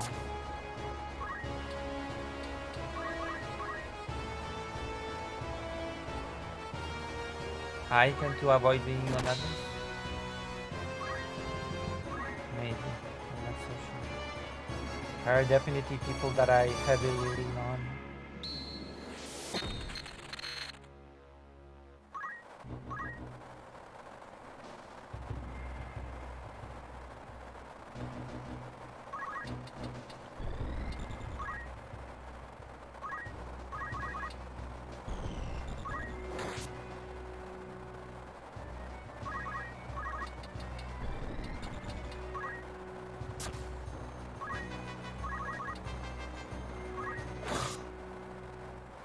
Would you be there for them in the same capacity? Would you be bothered if the tables will flip? Yeah, I tried to be there for them.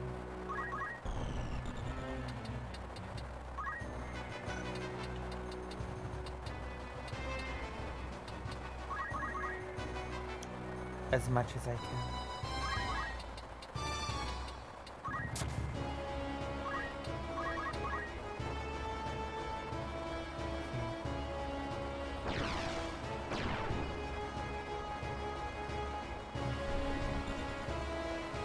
And poison.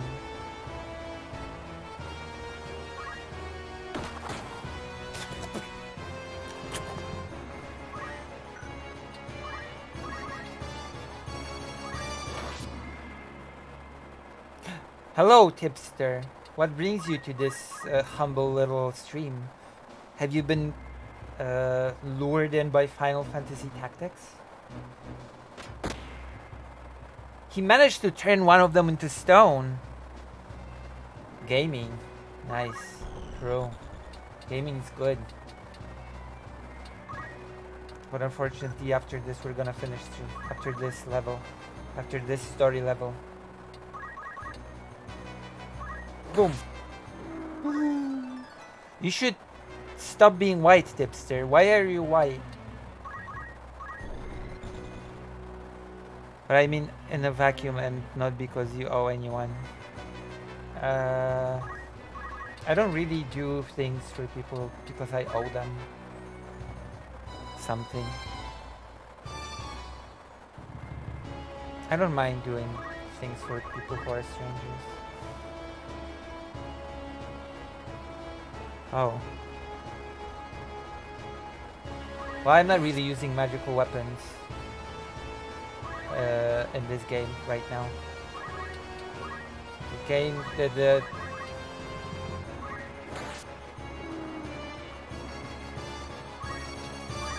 the weapons that I'm using are pretty non-magical. The level is almost over.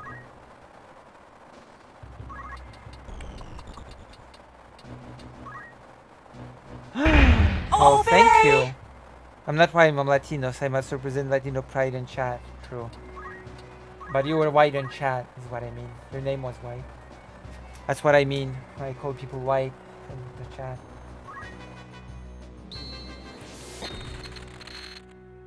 I suppose sometimes emotions don't conform to reality. That is very true. That is so true. So true. I know I was playing into it.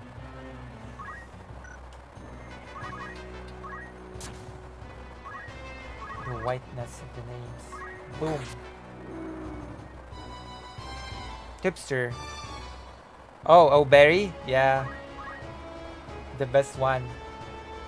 You stream, don't you, Tipster? You should react to my debate. Do you think I'm uninformed? It depends on what. I think you're pretty informed overall.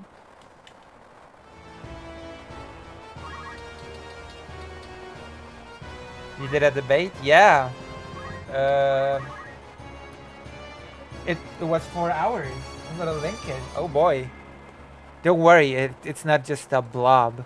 It actually has timestamps. My 4-hour debate has timestamps. I debated a viewer. Incredible.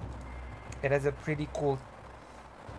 I mean, I guess all things considered, you are pretty informed on me. As much as I sort of allow people to be known about me.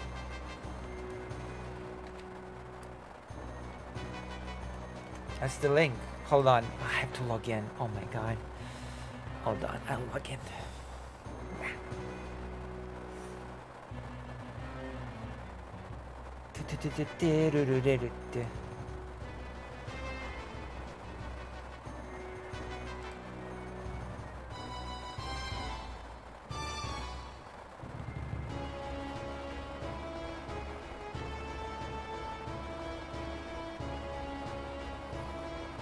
Alright, this is the link. You were very patient with that, viewer. I do try to not be I do try not to be, aggressive.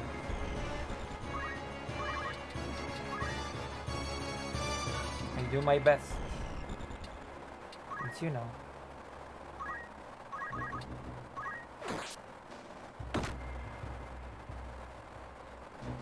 I do my best. There was only one person. Here's a bit of lore, I guess. Lucy has a lore. There was only one person that I've never been this patient when arguing with or debating. Not an aggressive goose. There's only one person that I've been very aggressive and very debatey in a negative way. Are you alright, Mustadio? Yeah, I'm okay. Past the swamps, the ocean, we're almost to go. I think even though perhaps I may learn a lot of things on you practically since I've never been around you in person, I still think that you're fundamentally good and worthy of love and oh, I'm not so sure. Who was it? My father.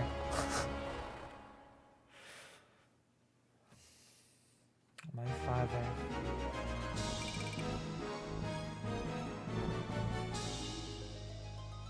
As I'm checking out a debate of yours, feel free to check out one of mine. Been a while since I did a debate, but I got my opponent to concede on their position in this one, which was pretty epic. You mind me if I react to it next time? This was supposed to be a very short stream, and I'm about to finish actually. Hold on. Where's the... mind if I check this one out next time?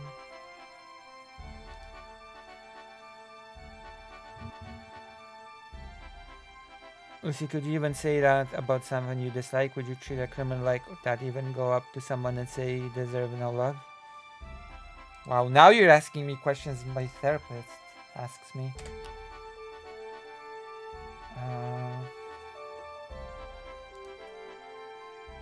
I feel like we're drifting off apart from the... Probably not. I probably would not.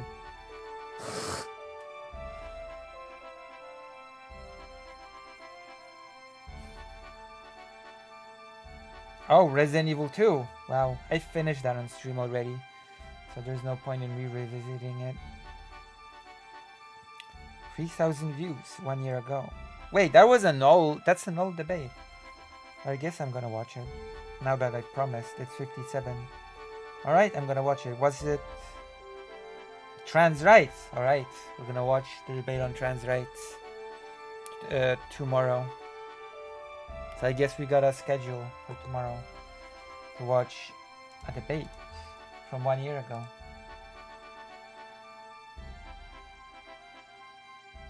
Wait, what happened last year? Ico Rules is streaming about last year. What happened last year? What happened last year? You're not a criminal even that doesn't like... Oh, I don't have a criminal record, and I'm not a criminal. No, I will say that much. I'm not a criminal. I can say that with confidence.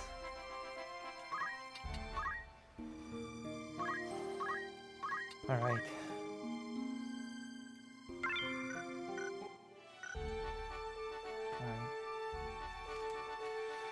So I guess we're done for today, huh? Thank you. Thank you for coming.